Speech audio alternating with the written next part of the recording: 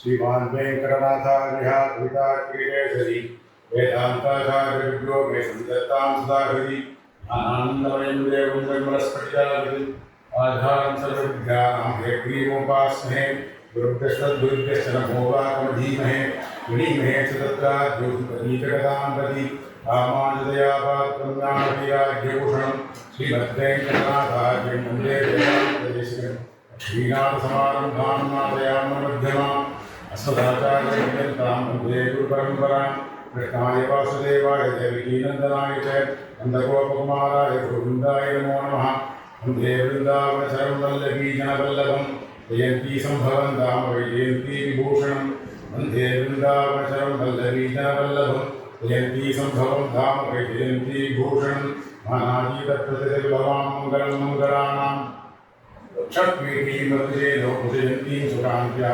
तद्यक्षाश्रीमहिमप्रार्थनीनां प्रजानां श्रीगोमूर्तिं श्रीशरणस्वां शरण्यां प्रपद्ये प्रपद्यानां श्रद्धां प्रसम्पदां शरणं भवभीतानां श्रीगोपमीश्वरं श्रीरङ्गनाथजगोविन्दं लक्ष्मीसम्मदप्रमेयपात्रं श्रीरङ्गवीरद्राक्षगोपतिं वेदान्तदेशीं प्रपद्ये श्रीमद्घण्टशखारसिंहरा लब्धागमान्तत्वं श्रीमद्वीररूपहारशब्दपादारविन्दाश्रयं श्रीमद्वेदपरमसुदेशेते कारुण्यवीक्षास्पदं श्रीधेरङ्गप्रियशासनं नारायणं योगिनं वेदान्तदेशीन्द्रपदाब्धिलिङ्गं नारायणाद्युर्विपात्रबोधं श्रीरङ्गनाथयजुर्ययावर्धं श्रीराजगोपगुरुमात्मनाढ्यमिनेन वेदान्तदेशीन्द्रकटाक्षलब्धत्रयजन्तसारमग्निगुरुमुदाग्रियं नारायणाद्युर्विपाभिक्तं श्रीरङ्गनाथेशेखरमाश्रयामः கேட்பார்கள் பேசலம் கீர்த்தியல்லால் மற்றும் கேட்பரோ கேட்பார் சென்று தீமை வசுவலை கொஞ்சம் கேட்பார் பரமகன் சுவான் திருவிதாட்பாய்ந்தன் நேரில் அறிவாரையெஞ்சுவேன் நமஸ்காரி அற்புதமான இன்னைக்கு ஒரு சுதினம் வெள்ளிக்கிழமை தாயாருக்கு உகந்த நாள் ஹஸ்தம் அர்த்தத்தின் 10ஆம் நாள் இன்று கண்ணனுக்கு ஒரு முக்கியமான ஒரு நாள் முன்னாடியிலேருந்து சரி அப்புறம் சரி ரோகிலேருந்து ஒரு நாள் இதுலேருந்து அர்த்தத்திலேருந்து 10ஆம் நாள் கவனம் அப்படிங்கும் அப்படியா அந்த ஒரு நன்னாளில் விராட்டியை பற்றியதான ஒரு கல்யாண வைபவம் நம்மை அனுபவித்திருக்கோம் அடுத்த 3 நாளை இது வரைக்கும் ஹஸ்தம் சுவாதி கடைசி அறிமுகனுடைய நட்சத்திரமாகிய சுவாதியில் வந்து திருக்கல்யாணம் நடக்கிறது அப்படி ஒரு அற்புதமான ஒரு பிரகாசம் கிடைச்சிருக்கு பகவத்குண ஸ்மரணப்படுகிறது அனுபவிக்கிறது கேட்பார்கள் பேசவும் கீர்த்தியல்லால் வேற ஒன்றும் கேட்க ஒண்ணாதபடி ஒருத்தி மகனாய் பிறந்து ஒருத்தி மகனாய் உழைத்து வளர்ந்து ஒருங்கே பல லீலைகளை பண்ணி தர்மாதர்மங்களை எல்லாம் ஒழுங்குபடுத்தி அதன் சூக்ஷ்மங்களை சரியானபடி நடத்தி காட்டி அப்படி அணியவருக்கு எளியனாகையாலே இடக்கை வழக்கை எரியா யுத்தகளான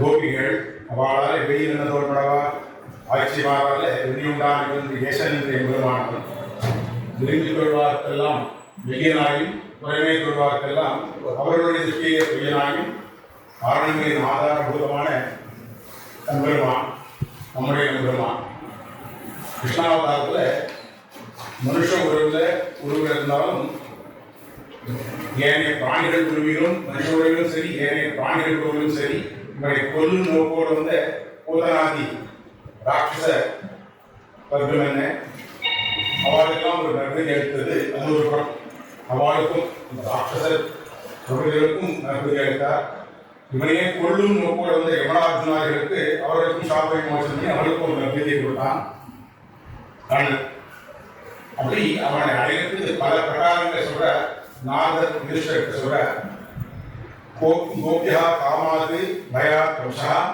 வேஷாது சைத்தியாதயா விருபாக சம்பந்தாது கிருஷ்ணேகா ஸ்னேகாத் யூயம் பிரத்யா பயம் விபோ அப்படின்னு நாரதர் வந்து யுதிஷ்டர்கிட்ட சொல்றார் பாகவதர் இப்படி இது என்ன அர்த்தம்னா பகவானின் பால் கோபிகைகள் அடைந்தார்கள். பகவானை எப்படின்னா காதலாலே அடைந்தார்கள். கம்சன் பயத்தினாலே பெருமாளை அடைந்தான். சைத்தியன் அதாவது சிசுபாலன் என்பவன், அந்த சிசுபாலன் அவர்களை போன்ற அரசர்கள் தங்களுடைய வெறுப்பினாலே அடைந்தார்கள். கிருஷ்ணிகுலத்தோர் தங்கள் சம்பந்தத்தாலையும் நீங்கள் நட்பினாலையும் நாங்கள் பக்தியாலும் பெருமாளை நன்றி கிடைக்கிறோம் அப்படின்னு சாதிச்சா இல்லை. நான் இருக்கேன். இது மாதிரி பக்திங்கிறது பல விதமாக இருக்கு. அதுக்கு பலவிதமான பரிணாமங்கள் உண்டு, பலவிதமான ரூபங்கள் உண்டு. அதெல்லாம் நவீன பக்தியாக பிரகலாதன் காமிக்கிறான். சிரவணம் கீர்த்தனம் விஷ்ணு சிரவணம் பாதசேவனம் பச்சனம் மந்திரம் தாசியம் சக்கியம் ஆத்ம நிவேதனம் அப்படின்னு ஒரு நவீன பக்தியை காமிக்கிறான். அதில் முக்கியமாக முதல்ல சொல்லப்படுறது சிரவணம். அதில் சிரவணம்னாக்க கேட்பது, கண்டதை கேட்கறதுல கேட்பார்கள். கேசவன் கீர்த்தி எல்லாம் வேற எதுவும் கேட்காது. அப்பேற்பட்ட சிரவணத்தை சொல்றது. அது சிரவண பக்திக்கு ஒரு ரோல் மாடல் யார் அப்படின்னாக்க பரீட்சித் மகாராஜ். பரீட்சித் மகாராஜுக்கு 7 நாள் தான் நம்ம வாய்ஸ் அப்படின்னு தெரிந்த போது கூட நம்மளால தான் 7 நாள் எவ்வளோ விஷயங்கள்லாம் பண்ண வேண்டியிருக்கு. பாக்கி இருக்கு, வெளியில் இருக்கணும், அட்வொகேட் வர வைக்கணும், எவ்வளோ இருக்கணும், எப்படிலாம் மிச்சதெல்லாம் லிக்விட் கேஷ்லாம் எப்படி ஆகணும், இப்படி பலவிதமான சிந்தனை நமக்கு போடும். ஆனால் பரீட்சையிலேயே விஷ்ணுராத்தன் நமக்கு இருக்கு. அந்த பரீட்சைக்கான மிச்சம் 7 நாள் இருக்கு அப்படின்னு ரொம்ப சந்தோஷப்படுறான். 7 நாள் எனக்கு பெருமாள் கொடுத்துருக்காரு. ஏன்னா அவனுக்கு பயம் இல்லை. மிச்சவாளுக்கெல்லாம் அடுத்த க்ஷணம் என்னன்னு தெரியாது. நம்மளெல்லாம் கேட்டால் நம்ம எவ்வளோ நாள் ஆயுசு மொத்தம் தெரியாது. ஆனால் அவனுக்கு சந்தோஷப்படுறான். எனக்கு 7 நாள் இருக்கு. உங்களுக்கெல்லாம் இது எத்தனை நாள் தெரியாது. அதனால எனக்கு சிரமமாக தெரிஞ்சுதான் தெரியாமல் இருக்கிறது நல்லது. இல்லைன்னா மீதி இருக்கணும். அவன் 7 நாள் தெரிஞ்சுக்கிறவும் ரொம்ப சந்தோஷப்பட்டு அங்கே இருக்கிற முனிசேகரெல்லாம் இதெல்லாம் கவர்மெண்ட் கேட்கிறான். அவனை பரீட்சித் மகாராஜன் உதாரணமாக சொல்றது கேட்பதற்காக. அதுக்கப்புறம் 2 விராட்டிமார்கள் தங்களுடைய அவதார காலத்துல எப்படி பெருமாள் அடைந்தார்கள். 2 ரொம்பவும் யாருக்கு எப்படி பார்க்கணும்னா ருக்மிணியும் சரி கோதா பிராட்டியும் சரி 2 பேருமே பெருமாள் அடைந்தார்கள். ஆனா ருக்மிணி பிராட்டியும் சரி கோதா பிராட்டி 2 பேரும் கண்ணனுடைய கதைகளை கேட்டே வளர்ந்தார்கள். அவன் மேல் காதல் கொண்டார்கள். ஆனா என்ன 2 பேரும் பெரிய தெரியுமோ, ருக்மிணி அவனை காதலித்து அடைந்தது அவனுடைய விவாகத்தை கண்ணன் இருக்கிற போது. ஆனா கோதா பிராட்டி அதுக்கப்புறம் வெகு காலங்கள் கழித்து இப்போ சமீபத்தில் கோதா பிராட்டியானவள் அவனும் கண்ணனுடைய கதைகளே கேட்டு ஆனால் அச்சாவதாரத்தை அவன் அடைந்தான். இது பெரிய வியாபகம். இப்படி இருக்கிற போது அந்த மாப்பிள்ளைக்கு நேரம் இருக்கிற போது அடைகிறது பெரிய விஷயம் இல்லை. ஆனா ஒரு அச்சாவதாரத்தை அவளுக்கு ஆட்பட்டு அவளை தனக்கு வசமாக்கி அவளை கல்யாணம் கோதா பிராட்டி. அவளுடைய வைபவம் அது இன்னும் ரொம்ப பிரபாவம் ரொம்ப பெருசு. அது அப்படி இன்னொரு அசாவகாசத்தில் பார்ப்போம். இப்படி இவர்கள் எதை கேட்டார்கள், கண்ணனுடைய கதைகளை கேட்டார்கள் அப்படின்னும் அதை அப்புறம் அவருடைய சந்தேகத்தை எப்படி சொல்லவும் எடுத்துவாங்கன்னு ஆரம்பிச்சு இவர்கள்லாம் அந்த பகவான் மேல ஒரு காதல் வரணும்னா பகவான் மேல ஒரு லௌகீக வாழ்க்கையிலேயே ஒரு விஷயத்தின் மேல ஒரு பிடிப்பு ஒரு ஆசை வரணும்னா என்ன பண்ணணும், அதனால கிடைக்கிற ஒரு அட்வான்டேஜஸ் தெரியணும். அதுல என்ன ஒரு தோஷங்கள் இல்லை அப்படிங்கிறது தெரியும். அப்பதான் ஒரு விஷயத்து மேல ஆசைப்படுவோம், அதை நமக்காக ஆக்கிடும். இல்லை ஒரு பொண்ணு இருக்கா, ஒரு கணிகை ஒரு கல்யாணத்துக்கு ரெடியா இருக்கா, அந்த பொண்ணுக்கு ஒரு வரன் மேல ஒரு பையன் மேல ஒரு ஈடுபாடு வரணும், காதல் வரணும்னா இருக்கிறதுலாம் இல்லை. கண்டதே காதல் கொண்டதே காதல் இதெல்லாம் சொல்லலை. ஒரு சாதாரண ஒரு விவேகம் இருக்கிற ஒரு பொண்ணுக்கு ஒரு பையன் மேல காதல் வரணும் அப்படின்னா அந்த விஷயம் தெரியும். அவனுடைய குணங்கள் தெரியும், அவனுடைய தோஷமற்ற தன்மை தெரியும். இப்படி பார்த்து 2 பேரும் இப்போ ஒரு பொண்ணுக்கு ஒரு அப்பா சொல்றாருமா அவனுக்கு ஒரு பையன் பார்த்துருக்கேன் அப்படின்னு சொல்றார். அப்போ அந்த பொண்ணு கேட்கறா, அந்த பையன் உடனே ஒரு பையன் பார்த்துருக்கேன்னு சொன்னோடனே இவர் யாருன்னு தெரியாம உடனே ஒரு காதல் வந்துடுறது. உடனே அப்பா அவர் பேர்பட்ட பையன் அல்லது இவர் கேட்கறாலும் இல்லையோ அந்த அப்பா சொல்லணும். அவங்க நல்லா படிச்சிருக்காம்பா, நல்ல ஞானம் வித்தியா இருக்கிறவனுக்கு நிறைய பின்னாடி போகணும் பேர் போகிறத எவ்வளோ வாசிக்கலாம் தெரியுமா, அவனுக்கு இதில் உத்தியோகத்தில் இருக்கான், பாருங்க கொள்ளாங்க மாதம் 10,000 ரூபா அவனுக்கு கிரெடிட் ஆகுது ரேட்டு. ஸோ இவ்வளோலாம் சொல்லணும். இது எல்லாத்துக்குமே சொன்னால் போகாது. அதுக்கப்புறம் அப்படியாப்பா சரி இப்படின்னு ஓரளவுக்கு ஒரு பிடிப்பு வரும். ஆனால் என்ன ஒன்று கொஞ்சம் அப்படி அடிக்கடி அது வெளியே போயிடுவான், டீ கடை வரைக்கும் போயிடுவான், இல்லை ஒரு வீக்கெண்ட்ஸ்லாம் வேற எங்கேயும் போயிடுவான். இப்படிலாம் சொல்லிட்டா அது சரி. அப்படி என்ன சொல்லி இவ்வளோ அவனுக்கு இருக்கிற பாசிட்டிவ்ஸாக சொல்லிட்டு ஒரு கெட்ட பழக்கம் கூட இல்லாமல் ஆகட்டேன் அப்படின்னு சொன்னா அவரே அப்பேற்பட்டவங்க தான் முக்கியம் அப்படின்னு ஒரு காதல் வரும் இல்லையா? அது மாதிரி பெருமாள்கிட்ட நம்மளுக்கு ஈடுபாடு என்ன தெரியும்? அவருடைய கல்யாண குணங்கள், அசைக்கியமான கல்யாண குணங்கள், அவனுக்கு இருக்கிற அத்தனை கல்யாண குணங்கள் நமக்கு தெரியும். அப்பேற்பட்டவன் அத்தனை கல்யாணம்னு நம்மளால கணக்கு பண்ண முடியாது. அத்தனை கல்யாண குணங்களுக்கும் இருப்பிடமானவன் அவன் பகவான் அப்படின்னு நமக்கு ஒன்று தெரியும். அதோடு மட்டும் போறாது, ஏதோ இத்தனை கல்யாண குணங்கள் இருக்கு, அவனால ஒரு செல்வந்தம் கிடையாது, அவனுக்கு இருக்க ஒரு ஐஸ்வர்யம் கிடையாது. ஆனா என்ன ஒண்ணு அவன் ஈஸியா நம்மளால அக்சஸ் பண்ண முடியாது அப்படின்ற பிரயோஜனம் இல்லை. பெருமாளுக்கு பரத்துவமும் இருக்கணும், சௌலபியமும் இருக்கணும். இது ரெண்டு இருந்தாதான் நமக்கு அவன் நாம அடைய முடியும். இது ஒரு பெரிய பரத்துவமா இருக்கு, ஒரு ரம்பாடிகள் பில்லியனாக இருக்கார், நமக்கு என்ன பிரயோஜனம்? நல்லா இருக்கு இல்லை. இன்னொருத்தர் இருக்கார், அவர் ரொம்ப தானம், ரொம்ப அவர் உதாரணம் அப்படின்றப்போ அவ்வளோ எல்லாரும் கொடுத்து சிறந்த அந்த மாதிரி ஆசைப்படுற கொடுக்கணும்னு. ஆனால் அவர் கொடுக்குறது ஒரு பைசா இல்லை. அப்போ அவராலே நமக்கு பிரயோஜனம் இல்லை. அப்போ ஒருத்தட்ட நிறைய செல்வமோ கொடுக்கறதுக்கு உண்டான நிறைய ஐஸ்வர்யம் இருக்கணும், அவருக்கு கொடுக்கணுங்கிற எண்ணமும் இருக்கணும். இது ரெண்டு தான் அவரால் இது பண்ண முடியும். இல்லைன்னா அவர்கிட்ட நம்ம போகவே முடியாது. அவருக்கு நிறைய இருக்கு சார், அவர் இந்த முழுக்க அவர் தான் பெரிய பில்லியனர் தான், ஆனால் நீங்கள் கேட்டால் அவர் பைசா கொடுக்க மாட்டார், அவரால் பார்க்க முடியாது, ரேட்டு விட எடுத்து வச்சுக்கிறார். என்ன பிரயோஜனம்? அவரால் என்ன பிரயோஜனம்? அப்போ பெருமாள் எப்பேற்பட்டவன்?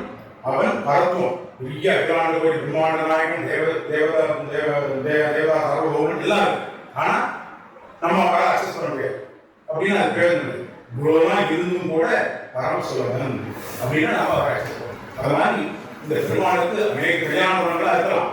அதை விட ஆனால் அவருக்கு கோபமும் ஜாஸ்தி வந்துடும். நம்ம போய் எதுக்குன்னா நம்ம பண அபராதங்கள்லாம் நடிச்சுவார் அப்படின்னா ஒதுக்க மாட்டோம். என்னன்னா தயை பிரச்சனை ஒரு தோஷமும் கிடையாது. ஏன்னா தயையோட இருக்கிறது, கோபம் இல்லாமல் இருக்கிறது ஒரு இது இல்லையா? கோபங்கிறது ஒரு தோஷம் இருக்குனாக்கா அது இல்லாமல் இருக்கிறது ஒரு கல்யாணம் தான். அப்போ இப்படிலாம் அவனுக்கு அசங்கியமான கல்யாண குணங்கள் இருக்கு, கை பிரச்சனைகள் ஒரு தோஷமும் இல்லை அப்படின்னு சொன்னாக்க அப்பேற்பட்ட பெருமான ஒரு காதல். இப்படிலாம் அவன்கிட்ட ஏன்னா ஒரு மேல் பிரீத்தி வரணும், குண பராமர்சம் பண்ணினாக்க பிரீத்தி வரும், தோஷ பராமர்சம் வந்து தேர்த்தி வரும்.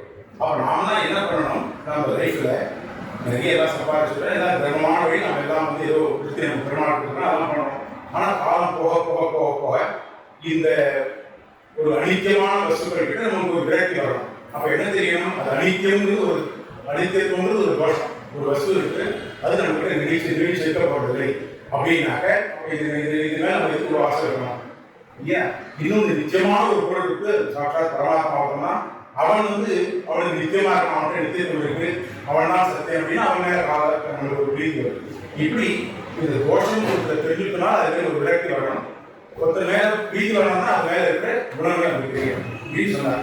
இது ரெண்டும் இருக்கிறவன் யாரு? குணங்களும் இருந்து தோஷமே அற்றவன் ரொம்ப பெருமாள் அப்படின்னு சொல்லி இதெல்லாம் நமக்கு தெரிஞ்சாதான் பகவான் மேல ஒரு பிரீதி வரும் அப்படின்னு தெரிஞ்சது. இதுல நம்ம சாரீரிக சாஸ்திரம் இருக்கு, ஸ்ரீபாஷ்யம், சுதர்சனத்துக்கு முக்கியமான ஸ்ரீபாஷ்யம். ஸ்ரீபாஷ்யத்துக்கு பிரம்மசூத்திரங்களுக்கு பகவத் ராமானுஜர் எழுதின வியாக்கியானங்கள். அது எல்லா விஷயங்களும் பண்ண வேண்டிய கர்த்தவியமான ஒரு சம்ஸ்காரம். சுதர்சன ஆசிரியம் பண்ணுவது அதுல சொல்ற வைராகிய பாதம்னு ஒன்று இருக்கு. அதுல ஜீவனானவன் தன்மேலும் சரி தன்னுடையதாக நினைத்துக் கொண்டிருக்கிற இதர வஸ்துக்களையும் சரி, அதான் சொன்னேன், அது மேல இருக்கிற தோஷங்களை பார்த்து அதன் மேல ஒரு விரக்தி வரணும்.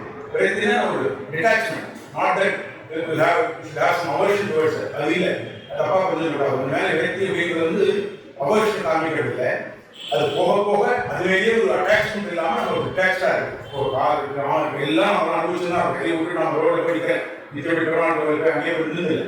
ஆனால் இதெல்லாம் அனுபவிச்சிருக்கோம். ஆனால் மைண்ட்ல என்ன இருக்கணும்? இது எதுவுமே நமக்கு நிற்கவில்லை, இனி பெருமாள் பிரசாதமாக நம்ம அனுபவிச்சிருக்கோம். அதனால இதுவும் அவன் நம்ம அனுபவிக்கிறதா அவன் கொடுத்துருக்கான். அவன் இது நாம அனுபவிக்கணும்னு கொடுத்துருக்கானே என்ன இருக்கும்? அவன் அனுபவிக்கணும்னு அவன் ஆசைப்படுறான், அதனால கொடுத்துருக்கான் அப்படின்னு நினைச்சுட்டாக்க இது பகவத் பிரசாதம் ஆகிட்டு அது நமக்கு நல்ல ஒரு நன்றி வழி கிடைக்கும். இதுல ஒரு டிட்டாச்மெண்ட் வரும். இப்படி நாம யோசிச்சு இருக்கணும் அப்படிங்கிற அந்த வைராகியம் நமக்கு வரணும். இதுவும் அதிகமான ஒரு வைராகியம் வர வேண்டியது. எப்படி வைராகிய பாதத்தை சொன்னாங்க. அதுக்கு அடுத்துல உபயோகிக்க பாதம் ஒன்று, அடுத்த பாதம்.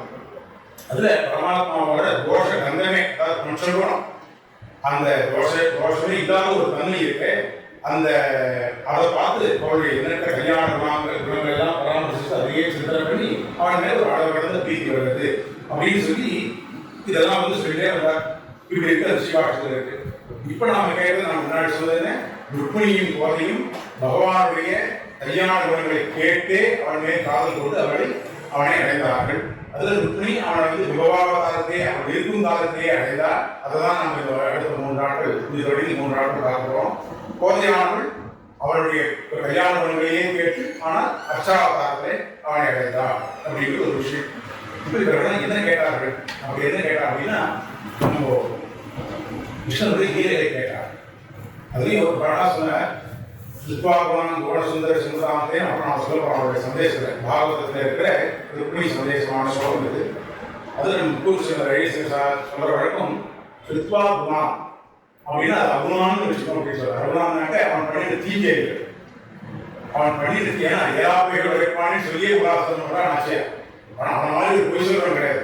கண்ணன் மாதிரி பொய் சொல்லி அவ்வளோ ஆனால் அதுவும் இவனுக்கு ஒரு தொல்லை இந்த மாதிரி வழக்கம் அவ்வளோ சந்தோஷமா இருக்குது. அவன் பொய் சொன்னாலும் இவருக்கு சந்தோஷம். தங்காத்திலிருந்து திருடினான்னு கூட ஒரு பெரிய நினைச்சா நீ தங்காத்து வகையே அப்படிங்கிற வகையும் ஒன்று சொல்லி கோரிக்கை இப்படிலாம் இருந்து இதையெல்லாம் அவர்கள் கேட்டார்கள்.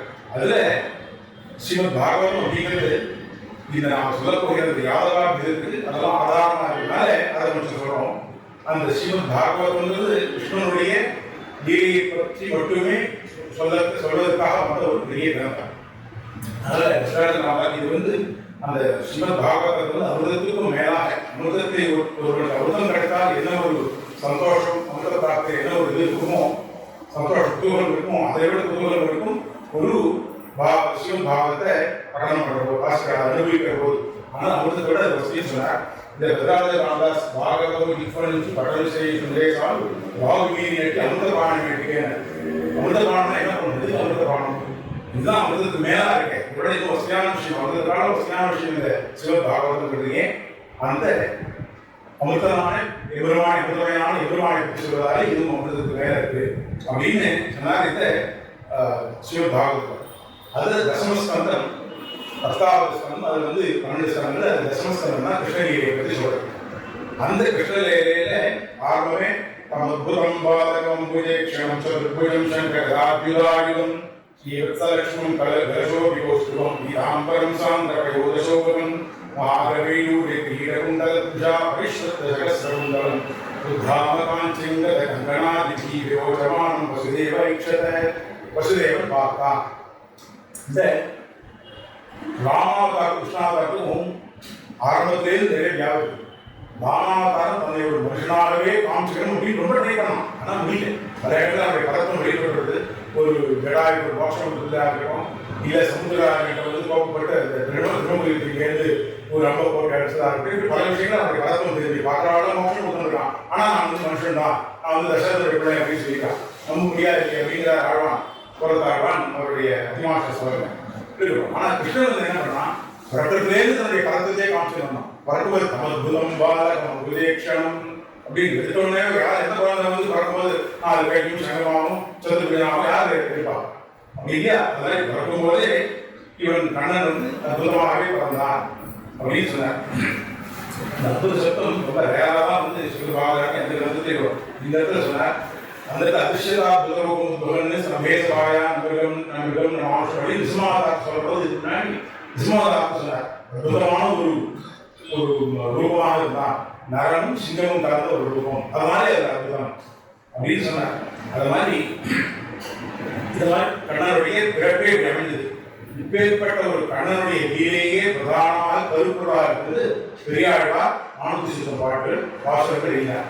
அதுல என்ன தானே தேவகாய் இருந்து தானே யசோதையாய் ஆயிட்டு அதுல இருந்து சீரக்கடல் அமுதந்த தேவிக்கு அப்படின்னு ஆரம்பிச்சு அதுக்கு முன்னாடி பல்லாண்டுக்கு ஒரு தனி பதியம் அது எதிரமான பெரியாழ்வார் மங்களாசாசனம் பண்ணினார். பரத்வ நிர்ணயம் பண்ணப்படும். அதுக்கப்புறம் இந்த கடல் ஆரம்பிச்சு அதுலேருந்து அவனுடைய பாலாட்டி சில வலிக்கிறார். அதுக்கப்புறம் பாலாட்டி பால் ஊட்டி சீராட்டி அமிர்தம் பாடி அவனுடைய கலாநடையை பாடி அவனுடைய ஆணையத்தில் என்ன அதை ஆணையத்துக்கு பூச்சி காட்டி அவனை முறையில் வரவேற்று 12 பெருமை பாடி இப்படிலாம் பல அவனை பற்றி பாலக்கிரிகள் எல்லாத்தையும் அனுபவித்து அதை இந்த விட ஒழித்து கொடுத்தார் பெரியாழ்வார் சொல்லியிருக்காரு. அதுதான் திராவிட பாஷையில் இருக்கிற தசமஸ்கந்தம். ஸ்ரீபாகவதத்தில் தசமஸ்கந்தம் விஷயம் சொல்லியிருக்குன்னா இந்த ஒரு 400 பாடல்களை அப்பயே பிரிஞ்சு கொடுத்தார் பெரியாழ்வார். இது இப்படி இதையே என்ன பண்ணினார் நம்ம ஆச்சாரிய சார்போகநாத சுவாமி தேசிகன் அந்த கிருஷ்ணலீலையை மட்டுமே எடுத்தது யாதவாபிதயம் அப்படின்னு ஒரு மகாகாரியமாக பண்ணி கொடுத்தாங்க. இது எப்படி வந்தது அப்படிங்கிறதான் நமக்கு தெரிய வரும். அப்படி அதையும் இது வந்து ஒரு விளக்கான காவியம், அதாவது மகாகாவியமாக பண்ணினா இதை யாதவாபிதயத்தை அதை இன்னும் சுருக்கி அவ்வளோ செய்கிறது அவகாசம் இல்லைன்னு பண்ணுறது, அதையும் சுருக்கி கோபாலன் சரியா ஒரு திருச்சோகங்களை அதையும் கொடுத்தாங்க. இதில் என்ன ஒரு பெருமை அப்படின்னா யாதவாபிதயத்துக்கு அப்பைய தீட்சர் அப்படின்னு ஒரு பிரமாதமான ஒரு பண்டிதர், அவர் சதுசாஸ்திர பாரங்கதர், மகாபண்டிதர், அத்வைத பண்டிதர், அவர் வந்து மகாத்வைத்தியவர், காஞ்சிபுரம் இருந்தார். அந்த சிவனை தவிர இன்னொரு கூப்பிடாத அந்த ஒரு பரம்பரையில இதில் வந்தவர். ஆனா இந்த இது பண்ணார், அந்த சுவாமி தேசிகருடைய யாதவாபிதயத்தை பார்த்து அதுக்கு தான் வியாக்கியானம் பண்ணினார். அவர் வியாக்கியானம் பண்ணினார் அப்படின்றதால அது எந்த அளவுக்கு வசதினா நாம எல்லாரும் அதுதான் முன்னாடி ஆசிரியர். அந்த அப்பைய தீட்சிதர் பண்ணின யாதவாபிதய வியாக்கியானம் தான் நம்ம உதாரணமாக நம்ம நிறைவேற்றுக்கிறோம். அப்புறம் இப்போ சமீபத்தில் இன்னொரு மகாபண்டிதரான உத்தம சுவாமி அவர் வியாக்கியானம் பண்ணினார். சேவா சுவாமி எழுந்திருந்தார், அவர் ஸ்ரீனிவாச ராகவாச்சார சுவாமி அவருக்காக மிக பண்ணினார். இப்படி அவரும் பண்ணி அனுபவிச்ச ஒரு மகாகாவியம் இந்த யாதவாபிதயம் அப்படிங்கிறது. அதனுடைய எப்படி அது அவதரிச்சது அப்படிங்கிறதுக்கு நாங்கள் பார்ப்போம். இப்படி இந்த 4 ஏழையும் பிறந்ததுலேருந்து சமத்துவம் ஆரம்பிச்சு பிறக்கும் போதே தன்னுடைய அற்புதமான ஏழைகளை காண்பித்துக் கொண்டு பிறந்தான். அதுக்கப்புறம் ஒருத்தி மாணாக வளர்ந்து இங்கேருந்து அவன் அப்பா கூப்பிடுறாரு. அப்புறம் அவன் வளர்ந்து வர அவன் பண்ணின பல கதைகளை கேட்டுக் கொண்டிருந்தாள். இந்த எப்படி கேட்டுக் கொண்டிருந்தாங்க, அவள் வந்து அந்த தன்னுடைய அரண்மனைக்கு வருகிற பாகவதா இருக்காளே, அவளாம் அப்பா கதாசிரமம் கேட்கறதுக்கு வருவான். அப்போ கேட்டு கண்ணன் மேல் ஒரு காதல் வந்துதான். இப்போ அதை பற்றி சில லீலைகளை பார்ப்போம். ஏன்னா அவளுக்கு பிடிக்கும்ன்றதால இப்படிங்கிறதான இப்போ பண்ண போகிறோம். அவளுக்கு வந்து அவருடைய நாயகருக்கு சொன்னாதான் அவளுக்கு பிடிக்கும். அதனால சில லீலைகளை பார்ப்போம். காளிந்தி காட் அப்படின்னு இன்னைக்கு இருக்க பிருந்தாவனத்தில் அந்த இடத்துல காளியை நடனம் பண்ணினான். அங்கே ஒரு கதம்பு மரம், அந்த கதம்ப மரத்தில் ஏறி அங்கே இருந்து காளியின் மேலே காளிங்கிறது அந்த ஒரு நதியில அந்த ஒரு வலு, அந்த வலு வந்து கலைக்கிட்டு விஷயத்தை கட்டிட்டு அந்த ஊர்காரத்தை உபயோகப்படாமல் இருந்தது. அதனால இவன் என்ன பண்ணான், அந்த வந்து அது பிரயோஜனமாக ஆகணும், அந்த மழுவை தீர்த்தத்தை எல்லாருக்கும் உபயோகமாக ஆகணும் அப்படின்ட்டு அந்த காளியின் மேலே லீலை பண்ணணும் அப்படின்ட்டு அங்கே இருந்த கதம்ப மரம் அது மேலே ஏறி அது மேலே பிரித்து நடத்தினம் ஆடினான். இது அழகாக திருமிஷாக்கா நம்பிக்கிற ஒரு பொய்கவாய் பெருங்கலந்த பாம்பின் மேல் நடனம் வைக்கிறாங்க.